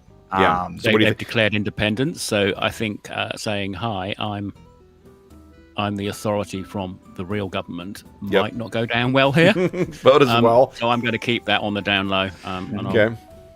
I didn't imagine this is a bit like Vienna, just after World War II. Yeah. Yeah. I didn't think about that the Cotillards, because the Confederate States still exist, right? The Civil War just Civil War is over. It's a unified, in this version of the setting, it's unified again.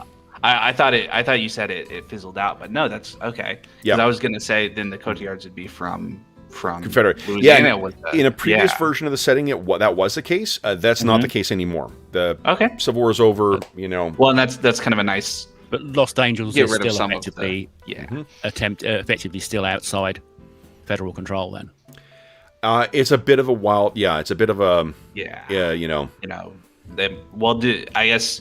Yeah. So seems like what we'll do is we'll go to like a saloon or something and ask the barkeep if he knows anybody who might be traveling or where that happens. Yeah. Maybe go to some of the hotels and see if we can't find somebody.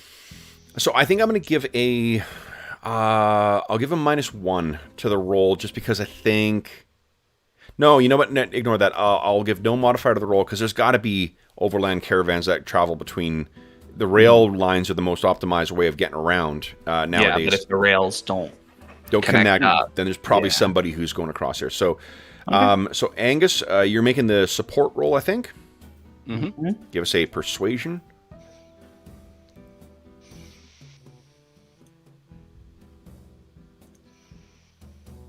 Oh, this is just you're not used to to the social mores and social customs of this region here. Santiago, so you got no modifier, no penalty, but no modifier.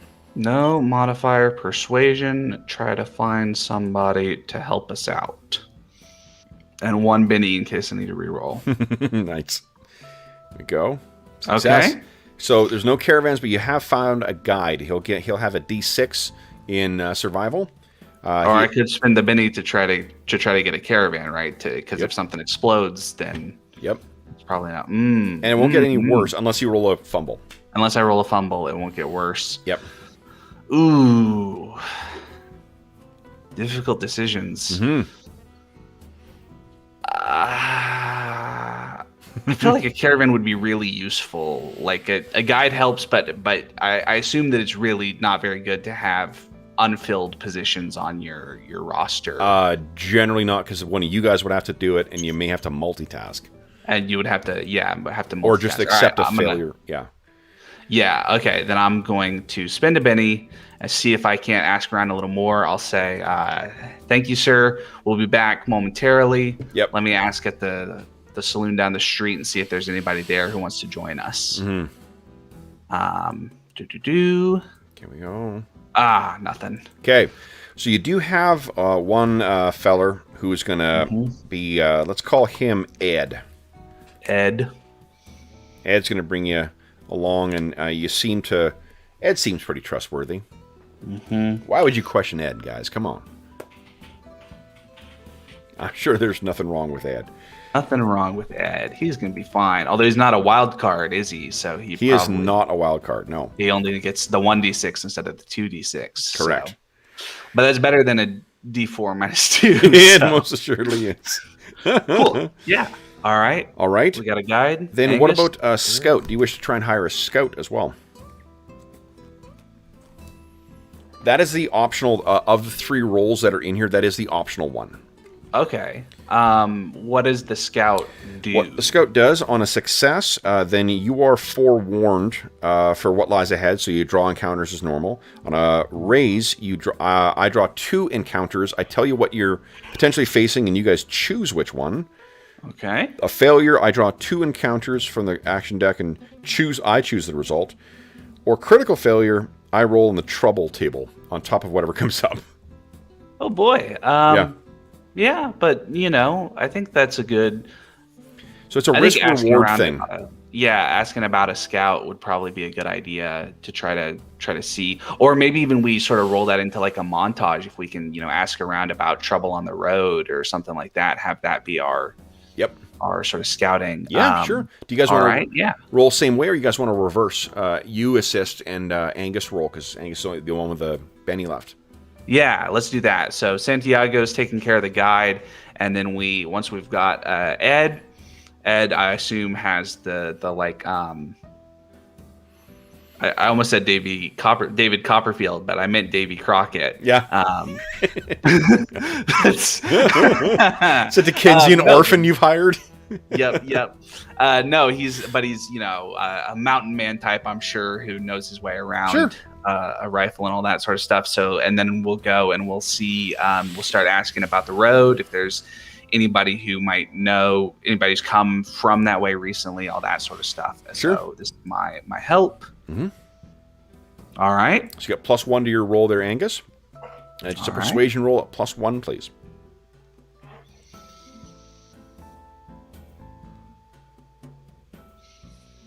Let's see here.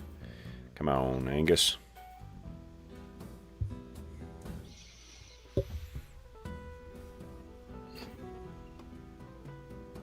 So you roll in there, Mo? Yep. Persuasion at +1. There you go. All right, so you found somebody. Mm-hmm. And I think it's someone who is, let's say it's someone who's half Navajo. Mm-hmm. So they've, what do you call it? It's like the, Southern California equivalent of the Métis. Someone who, comes from mixed heritage, but they seem to know this area quite well. They'll have a D6 for stealth. Nice. All right. All right. Anything you guys wish to do in the city of Los Angeles before you guys head out? We'll do the next leg of this journey.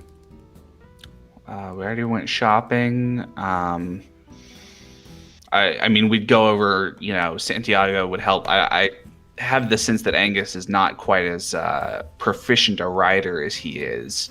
So he'd definitely go over both horses. Santiago would go over both horses and point out to Angus, like, what to look for in case, the horseshoes are going to come off or anything like that. Yeah, Make sure we're getting the ready. horses checked out and presumably buying some rations.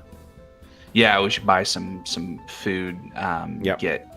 Get that going. But aside from that, what we're going to do, there's another neat thing to do. I'm not going to do this for ammo, but for rations, what we're going to do is I'm going to give you guys a D6 in rations.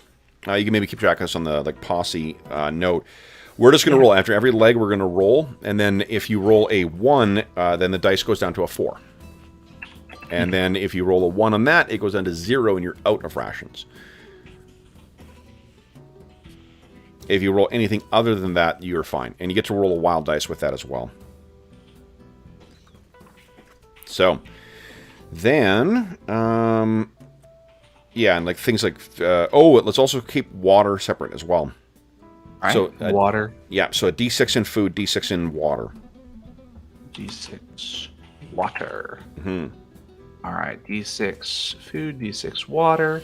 I've got that on the posse notes. Okay. Then, let's do the, so survival is going to be a D6 roll for Ed. Oh, and let's give a name to our half Navajo feller. What do you think his name is, guys? I will look for a name for our guide. Angus, you want to pick a last name for Ed so that we don't have to just call him by his first name? That seems like a good. Mm.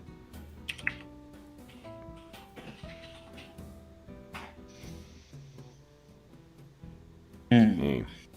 Popular baby names. That's what came up when I went looking. Ooh. Oh, but this is all, it's not Navajo specific. It's all Native American. That's not what I wanted. Mm-hmm. He could very well have his, whatever ethnicity his other parent came from, he could have adopted that name as well. He's Sani. S-A-N-I. Sani? It means old one. Ooh.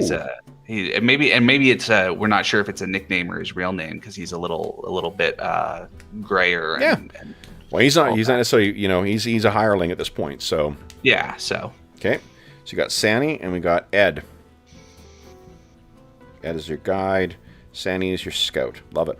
Okay, got a last name for us or a surname for us here, Mo? For Ed.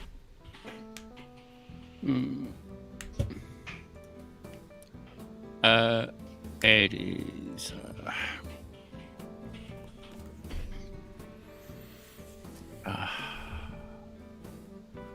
Bart Jones. That's Jones. Jones. Okay. Like only looking at British aristocracy websites. All right, so wrong. Maybe his family came from Wales or something. Okay. So Ed Jones and Sani are your two, your guide and your scout, respectively. That's awesome, guys. Nice. All right, so then let's make Ed's roll. Who wants to roll for Ed for the survival roll, D6 roll?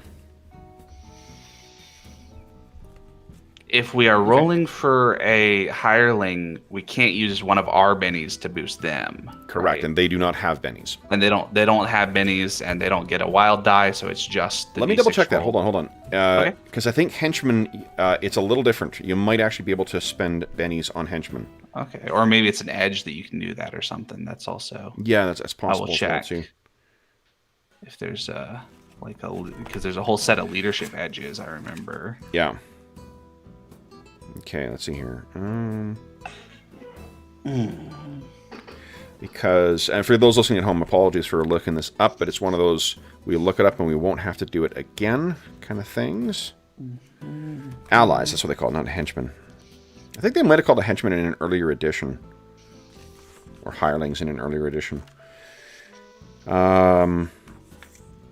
Okay, so allies. Ooh, you can spend advancements on allies too. They gain them as well. Nice.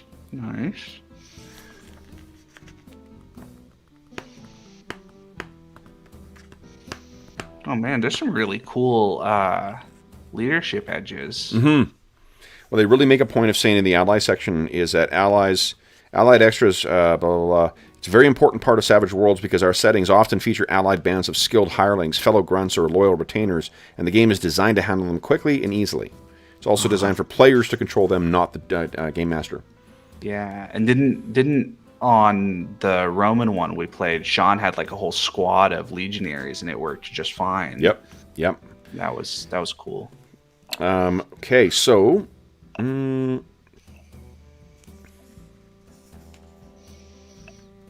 doesn't expressly say here, but maybe, let me double check the bennies section, and then if I can't find an answer there, we'll just, we will house rule it.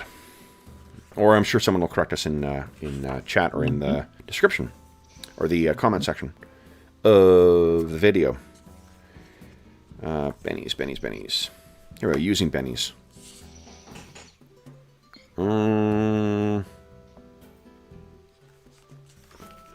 Using bennies.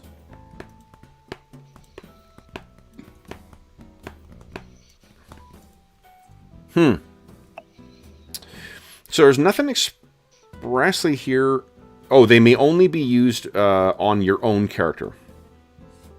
Okay. So absent anything in the leadership edges that nothing says... in the leadership edges that lets you do that either. You can give some other bonuses, but not spend bennies for them. Okay. So then that tells us, yeah, so that's what we sort of expected. All right, so this is a 50-50 chance here. Do you want me to do it? Well, we got a D6 and a D6, so one of us choose the scout and one of us choose the survivalist. Okay, scout then. All right, I will do for... Uh-oh. Fumble. All right, critical fail. You head in the wrong direction and become lost. Sani is not doing his job. Can you believe it? Let's see if Ed can do his job. 4. That is a success. So you draw encounters as normal. Then Lookout is going to roll Notice. I think that's going to be you, Angus, and then the Trail Master base, or Trail is going to be, or Caravan Master is going to be you, Santiago. I need a riding check from you. All right, riding from me. No modifiers. Ooh, Angus. Oh, sheepers. All right, so success on you, which means the horses are at least in good shape. I'm going to give each of you another Benny because of your... I forgot to give it for your great role-playing with the NPCs, the strangers we met in town and on the train. But you had one from before, Angus. Do you want to spend a Benny to re-roll that Notice, or... Yeah? Okay. And you guys will both each have now another... Nice! Nice. So you cannot be ambushed by any random encounter. So you have a keen eye. Now that you're outside the city, Angus, you got your eyes peeled for what's going on here. Awesome. Now, let's see. Okay. And we did get a success on the scout. So the only it's only getting lost is really the only problem here. Now let's see what happens. Let me get to the... Where is it here? Travel. I should put... I've got these stupid bookmarks. The cloth bookmarks in the deluxe edition that I never use. I should really just... I could put those in some of the things like the interludes and the travel, the things that I use all the time. Oh, I use those little sticky ones you can get. The ones that are about an inch Just and a stick bit out long. from the. Yeah. Yeah. It's got on this one, it's got these damn things, but I never use ribbons, them. yeah. So I'm going to do that now. All right. So let's see what is happening today. Okay. So. When do we roll for food and water? At the end of the day. End of the day. All End right. of the day. Cool. All right. If a Joker, I draw 2 cards and combine the results. Okay. So we got a 7. So clubs and spades. Clubs is obstacle. Flooded river, minefields, decaying rope bridge, etc. And spades, enemies. So, let's see here. What is... let me get to the thing here. One of the nice things is that the stuff that's been coming out since since the Adventure Edition has come out, they've incorporated it into every one of the setting books that have come out. So Savage Rifts has this, Savage Deadlands, or Weird West has this. So does whatever it is, Lost Planet or Lost Colony, the other Deadlands one. So why don't each of you guys give me a D20 roll, please? So I have 2. I have a... the results of every encounter have 4 different possibilities. There's strangers, there's enemies, obstacles, or I think it's like treasure. Yeah, treasure. Nice to know there's something positive. There's an option, yeah. Well, so the 2 encounters you had with the Cotillards, those were strangers. So it wasn't necessarily, a evil thing. All right, you say that. I said, that's why I say not necessarily. All right, so I think it'll be Great Basin encounters seem right here. All right, so then Santiago is rolling for our enemies. Ooh, that ain't good. And then... oh, my. Okay, so... let's see.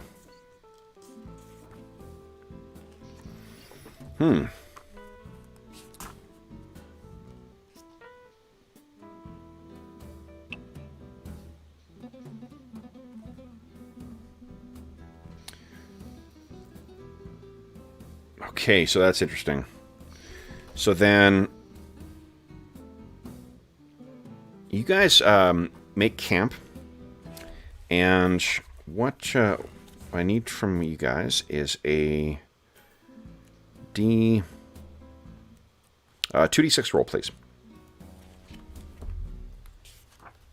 Both of us or one of us? Just one of you. It's one of you guys, please. Yeah, go ahead. Ooh, nasty. Okay. I mean, it's a 7, so Yeah. it's got a 6 and a 1, so extreme edges. So you're fortunately because Sani. So here's what happens, guys. Is first I got to get rid of these, and I'll reshuffle the deck because go shuffle, boom. So this is down in, and let's bring you to the desert as well too, because it's sort of what you're riding through. Let's bring you over into. Yeah, we'll go here. Get rid of everyone here. you go, Santiago and Angus. So you guys are bedding down for the evening, and the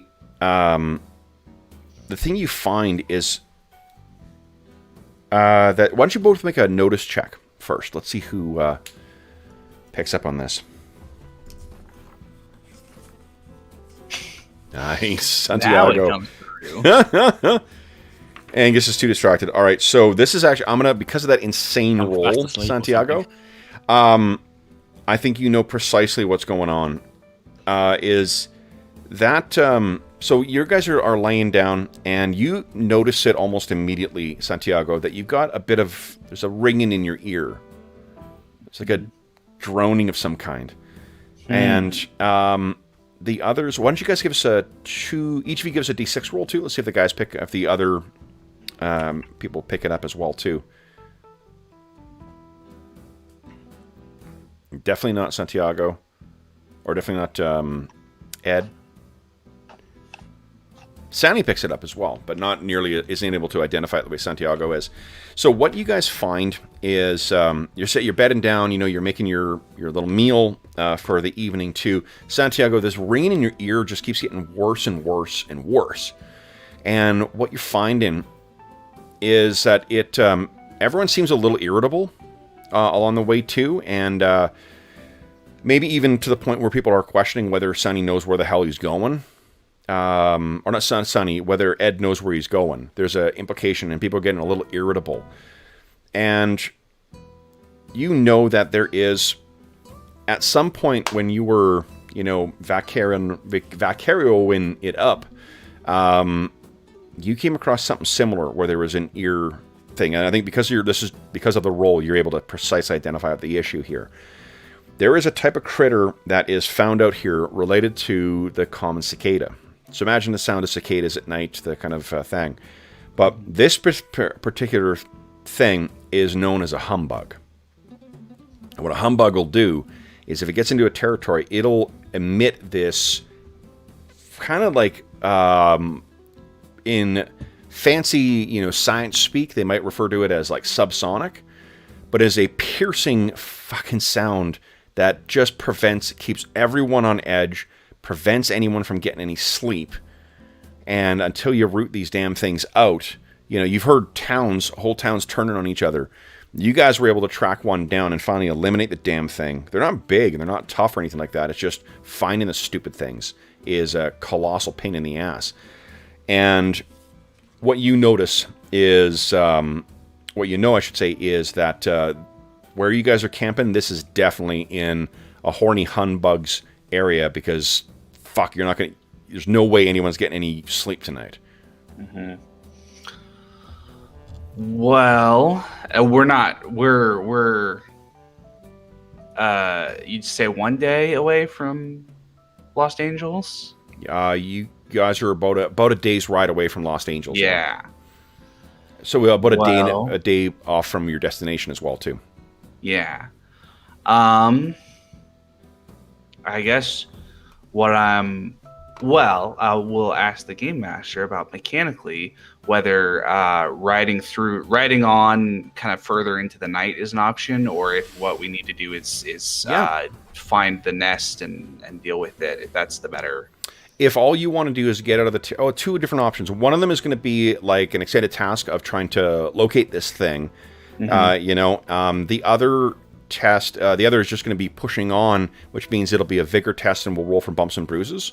Yeah. Seems like that's probably the thing to do, right? Is to Santiago, everybody's sort of getting ready to bed down. Santiago sort of stands up and he'll say, you hear that? And I assume everybody's quiet, and Ed speaks up. Said, yeah, something. And I'll say, humbugs, nasty critters, and they emit. There's some sort of sound that they make. It's impossible. It's going to be impossible to sleep here, guys. What we need to do is ride on, and I understand that's rough, and we're all tired, and at night there's dangers, but we're going to get no rest, and we're going to be in a worse condition tomorrow if we stay here. Okay, I think that's a good idea. All right. Okay. Give us a persuasion check. Let's see if you get any sass back from your...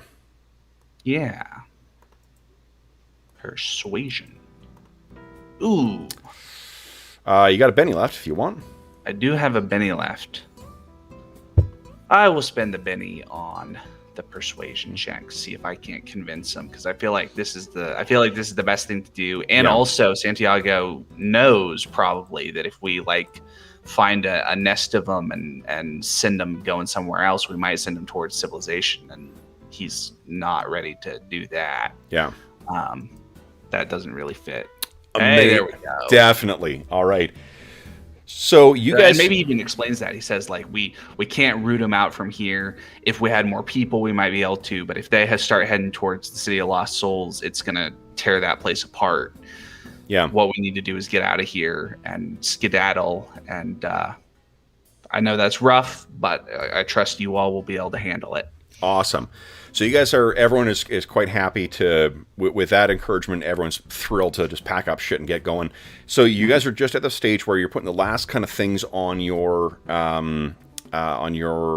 horses. Angus and Santiago, give me a notice check, please. I just want to know who rolls the highest, because you'll be the one who hears this. Okay, so it's definitely Santiago. Santiago, you are... I mean, you can spend a Benny if you want there, Angus, but this is really just a narrative thing. Santiago, you're the last one who, you're putting your stuff up. You're very happy to be hopping back on the horse and riding out, and because of the wide open skies here too, even though there's maybe like a half moon, it still is going to be plenty of light for you to ride by. And then you hear kind of a sound of like chittering as well too, and like a shifting of like it's unlike anything you've heard. It's almost like I'm trying to think. It kind of feels like poker chips kind of falling. The chatter of poker chips dropping together. And you look over, and what you see is a small pack of critters that are about the size of like an opossum.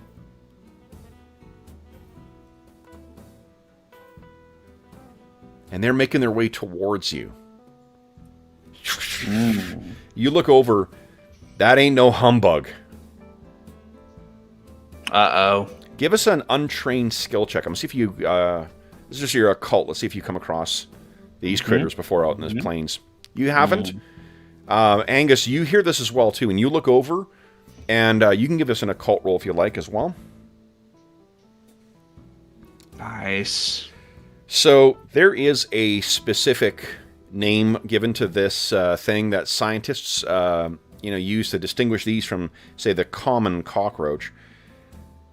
But what you know these things as, Angus, are razor roaches.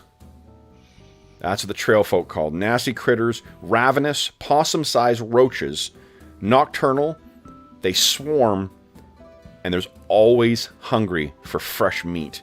But they're not picky. They'll consume anything even vaguely edible. Boots, cloth, paper, saddles, horses, your Uncle Bill, all fair game. And that's where we're going to leave our session, guys.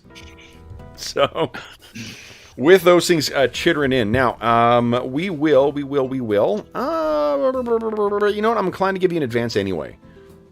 Every session you get an advance. So, yes. So, congratulations, guys. Oh, one last thing. Why don't you each roll? Arlen, roll for food. Angus, roll for water. Give us just a 2d6 roll, please. 2d6 from each, or 1d6 from each? 2d6 from each. You always get to, because your wild cards. Oh, because your wild die. Yep. Yeah. Yep, you're good. Water is either holding up or you found extra thing. Yep, you guys are good for... And Mo just threw dice at my head. Oh. Mo, why'd you do that? Again? Stop it! Most pissed off about the session. Those cotillards. Those cotillards, yeah. All right. So that's great. So you guys are fine for food and water, and it looks like we may have either a fight or a chase in our start of our next session. So for those listening at home, thank you so much for joining us on yet another Savage Sunday for another start of another Deadlands tale. And I think I called this one The Black Hearts of Yuma. So, as is always the case, if you have any comments, questions, or concerns regarding the session, the campaign, or the game we're playing, please do not hesitate to leave a comment in the comment section of the video, and I will endeavor to reply in a timely fashion. Alternatively, you can find a link in the description of the video to the Dungeon Musings Discord server. You are more than welcome to join us over there. We have a channel dedicated to Savage Worlds in general, as well as every other game we run on the channel. You can also find me on Twitter at Dungeon Musings, and you can find me by email. My email address is dungeonmusings@gmail.com. You can also find a link in the description of the video to the Heroes Save Villages campaign. That is the charity fundraising campaign we run on the channel. It benefits the SOS Children's Villages International Charity, a really terrific organization active in over 130 countries that benefits over 80,000 orphaned and abandoned children from around the world. To date, we've raised over $3,000 to this year alone to assist with them, thanks to the generosity of the Dungeon Musings community. And as a way of thanking the folks who are generous with or to thank that generosity, we have a couple of different things we offer. For one, we offer charity raffles. So our next charity raffle is August 1st, 2021. That will be the grand prize for that raffle. For every $25 Canadian that you donate, you get one chance to win. The grand prize is going to be a copy of the Beetle and Grimm Legendary Edition Curse of Strahd box set, and then we're going to have a bunch of other cool prizes, including some stuff from the Dungeon Musings Redbubble shop. You will also have a chance to vote for what games we'll be playing in our next charity session. Our last charity session, the winners of the vote was Simba Room, which we played yesterday. You're welcome to find that on the Dungeon Musings YouTube channel as well. Our next one voting will be up pretty soon, I think, and it will be between 4 different sci-fi games. So if you have been a fan of some of our sci-fi games we've run on the channel in the past, including Traveler and Star Trek Adventures, or Star Wars Saga Edition, you're going to have a chance to vote on which of those. There'll be one more as well, too, which is likely to be Revised Stars Without Number. But a bunch of different cool sci-fi games, and that'll be our next charity session in 2 months' time. In fact, I'll put up the voting after this session, because it's Sunday night anyway. In addition to that, you also get a chance to, the week before, outfit our heroes with by spending the money that you donated to help supply them for the coming game. In our last session from yesterday, one of the things that the very generous donors helped equip our heroes with were some re-rolls, which proved to be quite helpful, as well as some pretty awesome artifacts, one of which saved a certain Ambrian Knight's bacon at the last second. So we'll have similar things for whatever sci-fi game we end up playing. And I think it saved the priest's bacon too, because he went down to 2 and he got more than that back from it. Oh, yes, that's right. Yeah, so it saved the party's bacon. It would have been 2 out of 3 dead without that healing boost. So, yeah, lots of ways to participate in the channel, to win some cool gaming stuff, and most importantly, to help out some kids who could really use some help. The last thing I want to say is a huge thank you to the members of our posse from today. So, Arlen and Mo, you guys did some terrific role-playing today. Not only role-playing, but great storytelling of helping to fill in some stuff about your backstories and whatnot. And, you know, that is definitely one element of Savage Worlds that I'm coming to really, really enjoy. But it really only works with, you know, if the players are willing to put in the mental, you know, work to add that awesome stuff to the game. So thank you to both of you guys for joining me today back in the Weird West. With that, I'll say to those listening at home, once again, thank you so much for joining us. If you are joining us during the current crisis, we hope that this finds you healthy, safe, and weathering the current crisis as well as can be expected. We hope that we gave you a couple of hours of time in the Weird West, take your mind off of the troubles of our world and think about the troubles that our posse keeps getting themselves into. And until we see you again, stay safe, stay healthy, and happy gaming, hombres.